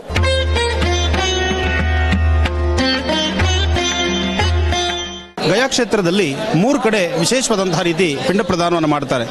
ಒಂದು ವಟವೃಕ್ಷ, ಇದಕ್ಕೆ ಸೀತಮ್ಮನವರೇ ಹೇಳಿರ್ತಕ್ಕಂಥದ್ದಾದ್ರಿಂದ ವಟವೃಕ್ಷದ ಬಳಿ ಸಹಿತ ಅಷ್ಟೇ ವಿಶೇಷವಾದ ರೀತಿ ಇಲ್ಲೊಂದು ಪಿಂಡ ಪ್ರದಾನ ಆಗುತ್ತೆ. ಎರಡನೇದು ವಿಷ್ಣು ಪಾದದ ಹತ್ರ ಆಗುತ್ತೆ. ಮೂರನೇದು ಫಲ್ಗುಣಿ ನದಿ ಹತ್ರ ಆಗುತ್ತೆ. ಆದರೆ ಈ 3 ಕಡೆ ಆಗಬೇಕಾದ್ರೆ ಇದರ ಹಿನ್ನೆಲೆ ಒಂದಿದೆ. ಆ ಹಿನ್ನೆಲೆ ಅದರಲ್ಲಿರ್ತಕ್ಕಂಥ ವಿಶೇಷತೆ ಏನು? ಬನ್ನಿ ನಮ್ಮ ಭಾನುಕುಮಾರ್ ಅವ್ರ ಹತ್ರ ಈ ವಿಚಾರವನ್ನು ತಿಳ್ಕೊಳ್ಳೋಣ. ನದಿ ತೀರದಲ್ಲಿ ತೀರ್ಥಶ್ರಾದ್ದ ಮಾಡೋ ಪದ್ಧತಿ, ಎಲ್ಲಿಂದ ಪಕ್ಕದಲ್ಲಿ ಪುಣ್ಯ ನದಿಗಳು ಹರಿಯುತ್ತೆ ಅದ್ರ ಪಕ್ಕ ಇರೋ ಎಲ್ಲ ಊರವನ್ನು ಎಲ್ಲ ತೀರ್ಥ ಅಂತ ನಾವು ಕರಿತೀವಿ. ಅದಕ್ಕೋಸ್ಕರ ಯಾವ ಕ್ಷೇತ್ರಕ್ಕೆ ಹೋದ್ರೆ ತೀರ್ಥಶ್ರಾದ್ದವನ್ನು ಮಾಡೋದು ನಮ್ಮ ಕರ್ತವ್ಯ. ಇದಕ್ಕೋಸ್ಕರ ಫಲ್ಗು ನದಿ ತೀರದಲ್ಲಿ ನಾವು ಪಿಂಡ ಪ್ರದಾನವನ್ನು ಮಾಡ್ತೀವಿ. ಎರಡನೇದು ವಿಷ್ಣುಪಾದ, ಉದ್ಭವ ಮಹಾವಿಷ್ಣು ಗಯಾದಲ್ಲಿ ಇರೋದ್ರಿಂದ ಮುಕ್ತಿ ಪಡಿಸೋರು ಮಹಾವಿಷ್ಣು. ಅವ್ರ ಪಾದದಲ್ಲಿ ನಾವು ಸಮರ್ಪಣೆ ಕೊಟ್ಬಿಟ್ಟು ಏನಂದ್ರೆ ವೈಕುಂಠದಲ್ಲಿ ಅವ್ರಿಗೂ ಜಾಗ ಮಾಡಿಕೊಡಿ, ಅವ್ರಿಗೆ ಮೋಕ್ಷ ಪಡಿಸ್ಲಿ ಅಂತ ಎರಡನೇ ಜಾಗಕ್ಕೆ ನಾವು ಪಿಂಡ ಪ್ರದಾನವನ್ನು ಮಾಡ್ತೀವಿ. ಮೂರನೇದು ಆಲದ ಮರ, ಇದು ಅಕ್ಷಯವಟ. ಸೀತಾಮ್ಮನವರು ಇದನ್ನ ಅಕ್ಷಯ ಇರುವಂತ ಆಶೀರ್ವಾದ ಕೊಟ್ಟಿರೋದು. ಯಾಕಂದ್ರೆ ದಶರಥಂಗೆ ಶ್ರವಣ ಕುಮಾರ್ ತಂದೆ ತಾಯಿದು ಶಾಪ ಇತ್ತು, ನಿಮ್ಗೆ ಪುತ್ರ ಸುಖ ಸಿಗಲ್ಲ ಅಂತ. ಮಗಂದು 3 ಕರ್ತವ್ಯ, ಯಾವಾಗ ತನಕ ಮಗ ಇದಾನೆ ತಂದೆ ಅವ್ರದ್ದು ಹೇಳಿದ ಮಾತವನ್ನು ಕೇಳ್ಕೊಂಡು ಇರೋದು. ತೀರ್ಕೊಂಡ ಮೇಲೆ ಮೊದಲೇ ದಿವಸದಿಂದ ವೈಕುಂಠ ತನಕ ಮಾಡೋದು. ಮೂರನೇದು ಗಯಾದಲ್ಲಿ ಕನಿಷ್ಪಕ್ಷ ಬಂದ್ಬಿಟ್ಟು ಒಂದು ಸಲ ಆದ್ರೂ ಗಯಾ ಶ್ರಾದ್ದವನ್ನು ಮಾಡಬಹುದು. ಗಯಾ ಶ್ರಾದ್ದ ಎಷ್ಟು ಸಲ ಬೇಕಾದ್ರೂ ಮಾಡಬಹುದು ಅಂತ ಇದೆ. ಅದರಲ್ಲೇ ಪ್ರತ್ಯಕ್ಷ ಕಲಿಯುಗದ ಮುಂಚೆ ಇಲ್ಲಿ ಪ್ರತ್ಯಕ್ಷ ದೇವರು ಬಂದ್ಬಿಟ್ಟು ಪಿತೃದೇವರು ಕೈನಲ್ಲಿ ಪಿಂಡ ಎತ್ಕೊಂಡು ಹೋಗ್ತಿದ್ರು ಅಂತ ಪ್ರಮಾಣ ಇದೆ. ಆವಾಗ ರಾಮರು ಬಂದಿರೋ ಟೈಮ್ನಲ್ಲಿ ಆ ಸಾಮಾನು ಜೋಡ್ಸಕ್ ಹೋಗಿರೋವಾಗ ಸೀತಾ ಅಮ್ಮನವರು ನದಿ ದಡದಲ್ಲಿ ಕೂತಿದ್ರು. ಆವಾಗ ಪ್ರತ್ಯಕ್ಷವಾಗಿ ದಶರಥ ಬಂದ್ಬಿಟ್ಟು ಅಮ್ಮನವರಿಂದ ಪಿಂಡ ಬೇಡ್ಕೊಂಡ್ರು. ಅಮ್ಮನವರು ಹೇಳಿದ್ರು, ನಾವು ಮುತ್ತೈದೆ, ನನಗೆ ಪಿಂಡ ಪ್ರದಾನ ಮಾಡಕ್ ಅಧಿಕಾರ ಇಲ್ಲ. ದಶರಥರು ಆತ್ರೆ ಆಗಿತ್ತು ಶಾಪದ ಪ್ರಭಾವದಿಂದ. ಅವ್ರು ಹೇಳಿದ್ರು, ಇಲ್ಲ ನೀನು ಮಹಾಲಕ್ಷ್ಮಿ ಸ್ವರೂಪ, ನಿನ್ನಿಂದ ಅಯೋಧ್ಯ ಉದ್ಧಾರ ಆಗಿದ್ದು, ನೀ ನಂಗೆ ಪಿಂಡ ಕೊಡು, ಏನಿಂದು ಪಿಂಡ ಕೊಡ್ಲಿ ಅಂತ ಮಾವನವ್ರು ಹೇಳಿದ ಮೇಲೆ ಏನು ಕೈನಲ್ಲಿದೆ ಅದರದೇ ಪಿಂಡ ಕೊಡು ಅಂತ ಮರಳದೇ ಪಿಂಡ ಇಟ್ರು. 3 ಪಿಂಡವನ್ನು ಇಟ್ಬಿಟ್ಟು 3 ಸಾಕ್ಷಿ ಪಡೆದ್ರು. ಫಸ್ಟ್ ನದಿನ, ಅದಕ್ಕೆ ರಾಮ ಬಂದ ಮೇಲೆ ನದಿನ ಹೇಳಿದ್ರು, ನಾವು ಎಲ್ಲೂ ತೀರ್ಥಕ್ಕೆ ಹೋದ್ರೆ ತೀರ್ಥ ಸ್ನಾನ ಮಾಡ್ತೀವಿ, ಅಯ್ಯೋ ರಾಮ ಬಂದ ಸ್ನಾನ ಮಾಡ್ತಾರೆ, ನನ್ನಿಂದ ಅನುಜ್ಞೆ ತಗೋತಾರೆ ಅಂತ ನದಿ ಸುಳ್ಳು ಹೇಳ್ತು. ಅದಕ್ಕೆ ಶಾಪ ಕೊಟ್ರು, ನಿನ್ನಲ್ಲಿ ಮರ್ಯಾದೆ ನೀನು ಕಡ್ಕೋತೀಯ, ನಿನ್ನಲ್ಲಿ ಪ್ರವಾಹ ಇರಲ್ಲ, ನದಿನಲ್ಲಿ ಪ್ರವಾಹ ಇದ್ರೆ ತಾನೇ ಮರ್ಯಾದೆ ಅಂತ. ಎರಡನೇದು ಹಸುನ ಕೇಳಿದ್ರು. ಹಸು, ನಾವು ಯಾವ ಶ್ರಾದ್ದವನ್ನು ಮಾಡಿದ್ರೆ ಗೌದಾನ ಗೌಗ್ರಾಸ ತೆಗಿತೀವಿ, ಅದಕ್ಕೋಸ್ಕರನೇ ಹಸು ಕೂಡ ಸುಳ್ಳು ಹೇಳ್ತು. ಹಸುನ ಶ್ರಾಪ ಕೊಟ್ರು, ನಿನ್ನಲ್ಲಿ 33 ಕೋಟಿ ದೇವರು ಇದ್ರೂ ಕೂಡ ನಿನ್ನ ಬಾಯಿ ಅಶುದ್ಧವಾಗಿರತ್ತೆ ಅಂತ. ಮೂರನೇದು ಆಲದ ಮರ, ಇಲ್ಲ ಅಮ್ಮನವರು ಇಲ್ಲಿ ಶ್ರಾದ್ದ ಮಾಡಿದ್ದಾರೆ ಅದಕ್ಕೆ ನಾನು ಪ್ರಮಾಣ ಇದ್ದೀನಿ ಅಂತ. ಅದಕ್ಕೆ ಅಮ್ಮನವರು ಇದಕ್ಕೆ ಆಶೀರ್ವಾದ ಕೊಟ್ಟರು, ನೀನು ಅಕ್ಷಯ ಇರ್ತೀಯ, ನಿಂದು ಶಯ ಆಗಲ್ಲ. ಯಾರು ಗಯಾ ಗಯಾ ಬಂದ್ಬಿಟ್ಟು ನಿಂಗೆ ಮರ್ಯಾದೆ ಕೊಳ್ಳಿಲ್ಲ, ನಿಂಗೆ ಛಾಯೆ ಒಳಗೆ ಬಂದು ನಮಸ್ಕಾರ ಮಾಡಲಿಲ್ಲ, ಅವ್ರದ್ದು ಗಯಾ ಯಾತ್ರೆ ಗಯಾ ಶ್ರಾದ್ದವನ್ನು ಪೂರ್ತಿ ಆಗಲ್ಲ. ಅದಕ್ಕೋಸ್ಕರನೇ ಯಾರು ಗಯಾ ಶ್ರಾದ್ದವನ್ನು ಮಾಡಿರ್ತಾರೆ ಅವ್ರಿಗೆ ಆಲದ ಎಲೆನ ಎಂಜಿಲು ಮಾಡಬಾರ್ದು. ಯಾಕಂದ್ರೆ ಇದು ಇವತ್ತಿಂದ ಗಯಾ ಶ್ರಾದ್ದ ಮಾಡಿರೋರಿಗೆ ದೇವರ ಸಮಾನ ಅಂತ ಪ್ರಮಾಣ. ಕಲಿಯುಗದ ಮುಂಚೆ ಕಾಮಕ್ರೋಧ ಲೋಭಮ ಈ ನಾಲ್ಕನ ಬಿಟ್ಟು ಕಾರ್ಯವನ್ನು ಮಾಡ್ತಿದ್ರು. ಕಲಿಯುಗ ಬಂದ ಮೇಲೆ ಸಾಧ್ಯತೆ ಇಲ್ಲ. ಅದು ಪರಿಹಾರಕ್ಕೋಸ್ಕರನೇ ಇದ್ರ ಕೆಳಗೇನೆ ಒಂದು ಹಣ್ಣು ಒಂದು ತರಕಾರಿ ಬಿಡಬೇಕು, ಎಲೆನಲ್ಲಿ ಆಲದ ಎಲೆ ಎಂಜಿಲು ಮಾಡಬಾರದು ಅಂತ ಪ್ರಮಾಣ. ಈ ವಟವೃಕ್ಷದ ತಳಭಾಗದಲ್ಲಿ ಮುದ್ದು ಕೃಷ್ಣ ಬಾಲಕೃಷ್ಣ ಇದ್ದಾನೆ. ಆದರೂ ವಟವೃಕ್ಷದಲ್ಲೂ ಸಹಿತ ಪಿಂಡ ಪ್ರದಾನವನ್ನು ಮಾಡಬಹುದು. ಹಿರಿಯರಿಗೆ ಅಗಲಿರ್ತಕ್ಕಂತಹ ಪಿತೃಗಳಿಗೆ ಮೋಕ್ಷವನ್ನು ಕೊಡಬಹುದು. ಅಂತಹ ಮೋಕ್ಷ ಸಿಗತಕ್ಕಂತಹ ಸ್ಥಳ ಗಯಾಕ್ಷೇತ್ರ. ಗಯಾಕ್ಷೇತ್ರದಲ್ಲಿ ಹಿಂದೆ ಸೀತಾಮಾತೆ ದಶರಥ ಮಹಾರಾಜರಿಗೆ ಪಿಂಡವನ್ನು ಕೊಟ್ಟಂತ ಸ್ಥಳ. ಆ ಪಿಂಡವನ್ನು ಕೊಟ್ಟಾಗ ನೋಡಿರ್ತಕ್ಕಂತಹ 3 ಸಾಕ್ಷಿಗಳು. ಒಂದು ಸಾಕ್ಷಿ ವಟವೃಕ್ಷ, ಮತ್ತೊಂದು ಸಾಕ್ಷಿ ಹರಿಯುವ ನದಿ, ಮತ್ತೊಂದು ಸಾಕ್ಷಿ ಗೋಮಾತೆ. ಏನೇ ಆದರೂ ಬಹಳಷ್ಟು ಅರ್ಥಗರ್ಭಿತವಾಗಿದೆ.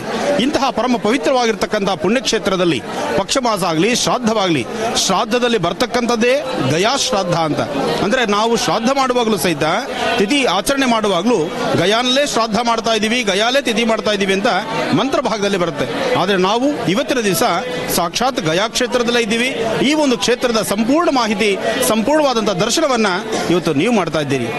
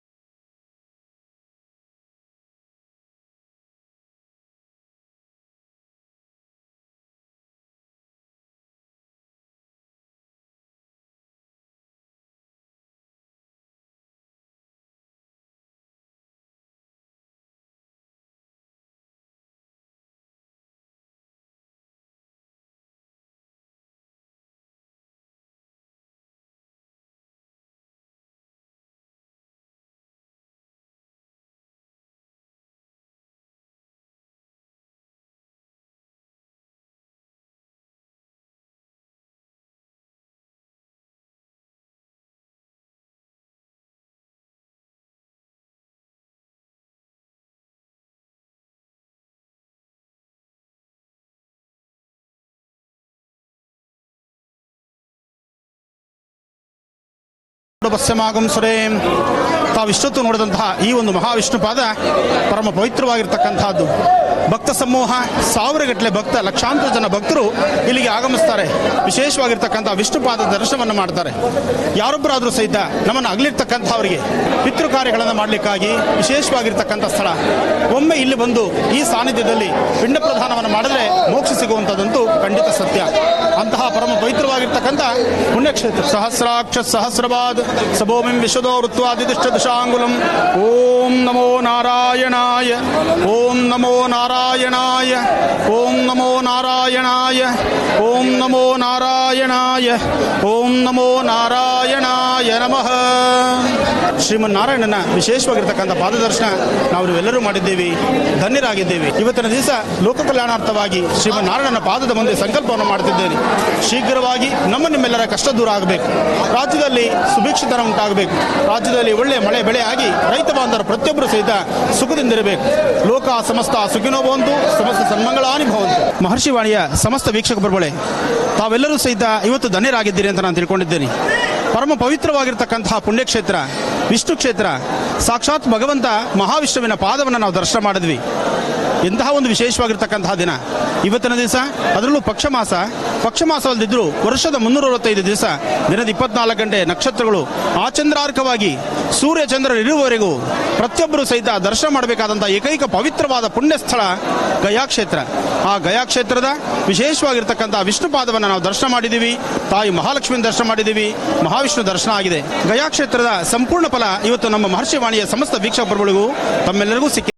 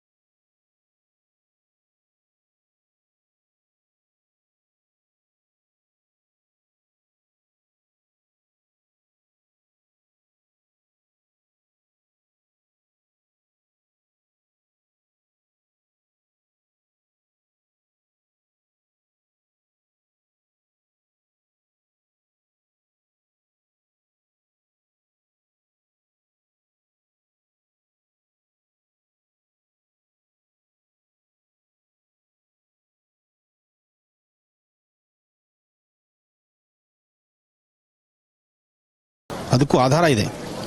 ಹಿಂದೆ ಶ್ರೀರಾಮಚಂದ್ರ ತನ್ನ ತಂದೆಯಾದಂಥ ದಶರಥ ಮಹಾರಾಜರಿಗೆ ಪಿಂಡ ಪ್ರದಾನ ಮಾಡಲಿಕ್ಕಾಗಿ ಈ ಗಯಾಕ್ಷೇತ್ರಕ್ಕೆ ಬಂದರು ದಂಪತಿಗಳ ಸಮೇತ. ಅಂದರೆ ಶ್ರೀರಾಮಚಂದ್ರ ಸೀತಾಮಾತೆ ಇಲ್ಲಿ ಬಂದಂತಹ ಕಾಲದಲ್ಲಿ ರಾಮಚಂದ್ರ ಅದಕ್ಕೆ ಬೇಕಾದಂತಹ ಪದಾರ್ಥಗಳನ್ನು ತರಲಿಕ್ಕಾಗಿ ಅರಣ್ಯಕ್ಕೆ ಹೊರಡ್ತಾನೆ.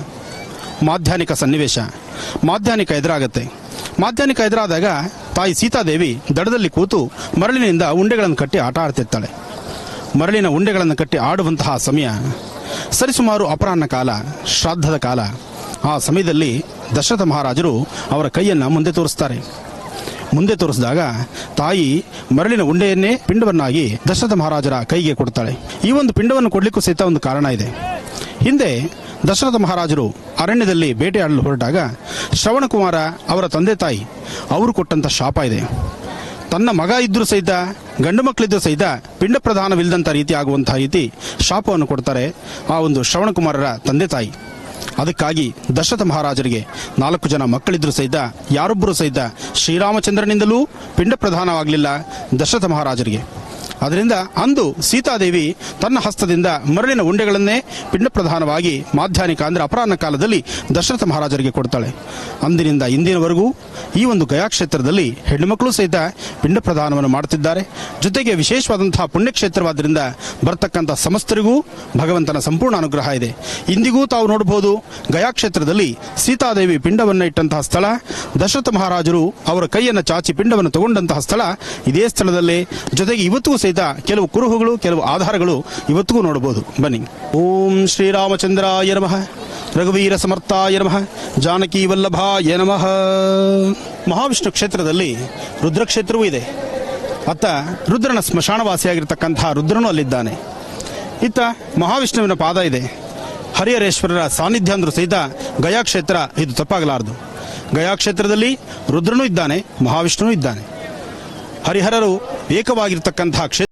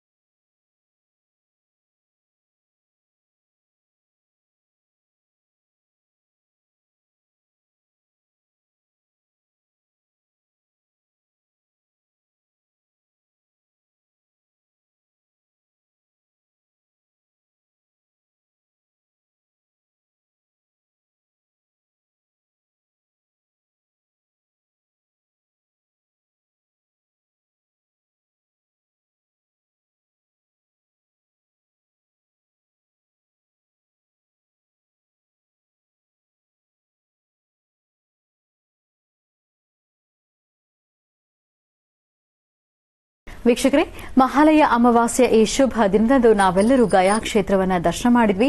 ಇಲ್ಲಿಗೆ ಈ ದಿನದ ವಿಶೇಷ ಮಹರ್ಷಿವಾಣಿ ಕಾರ್ಯಕ್ರಮವನ್ನು ಮುಕ್ತಾಯ ಮಾಡುವಂತಹ ಸಮಯ ಇದಾಗಿದೆ. ಗುರುಜಿ ಇವತ್ತಿನ ಕಾರ್ಯಕ್ರಮದಲ್ಲೂ ಸಾಕಷ್ಟು ಮಹತ್ವಪೂರ್ಣ ಮಾಹಿತಿ ಜೊತೆಗೆ ಗಯಾ ಕ್ಷೇತ್ರದ ದರ್ಶನ ಕೂಡ ಮಾಡಿಸಿದ್ರಿ. ನಿಮಗೆ ಹೃತ್ಪೂರ್ವಕ ಧನ್ಯವಾದಗಳು. ಒಳ್ಳೆಯದಾಗಲಿ, ಶುಭವಾಗಲಿ. ಪಿತೃದೇವತೆಗಳ ಅನುಗ್ರಹ ಎಲ್ಲರಿಗೂ ಇರಲಿ, ಶುಭವಾಗಲಿ. ನಾಳೆ ಬೆಳಿಗ್ಗೆದ್ರೆ ವಿಶೇಷವಾಗಿರತಕ್ಕಂತಹ ನವರಾತ್ರಿ ವೈಭೋಗ, ನವರಾತ್ರಿಯ ಉತ್ಸವ ನಾಳೆಯಿಂದ ಪ್ರಾರಂಭ. ಒಳ್ಳೆಯದಾಗಲಿ, ಶುಭವಾಗಲಿ. ವೀಕ್ಷಕರೇ, ನಾಳೆಯಿಂದ ಪ್ರಾರಂಭ ಆಗ್ತಾ ಇದೆ ಶುಭ ಶರನ್ನವರಾತ್ರಿ. ಹಾಗಾಗಿ ನಾಳಿನ ವಿಶೇಷ ನೇರ ಪ್ರಸಾರ ಕಾರ್ಯಕ್ರಮದಲ್ಲಿ ಮತ್ತೆ ಭೇಟಿಯಾಗೋಣ. ನಮಸ್ಕಾರ.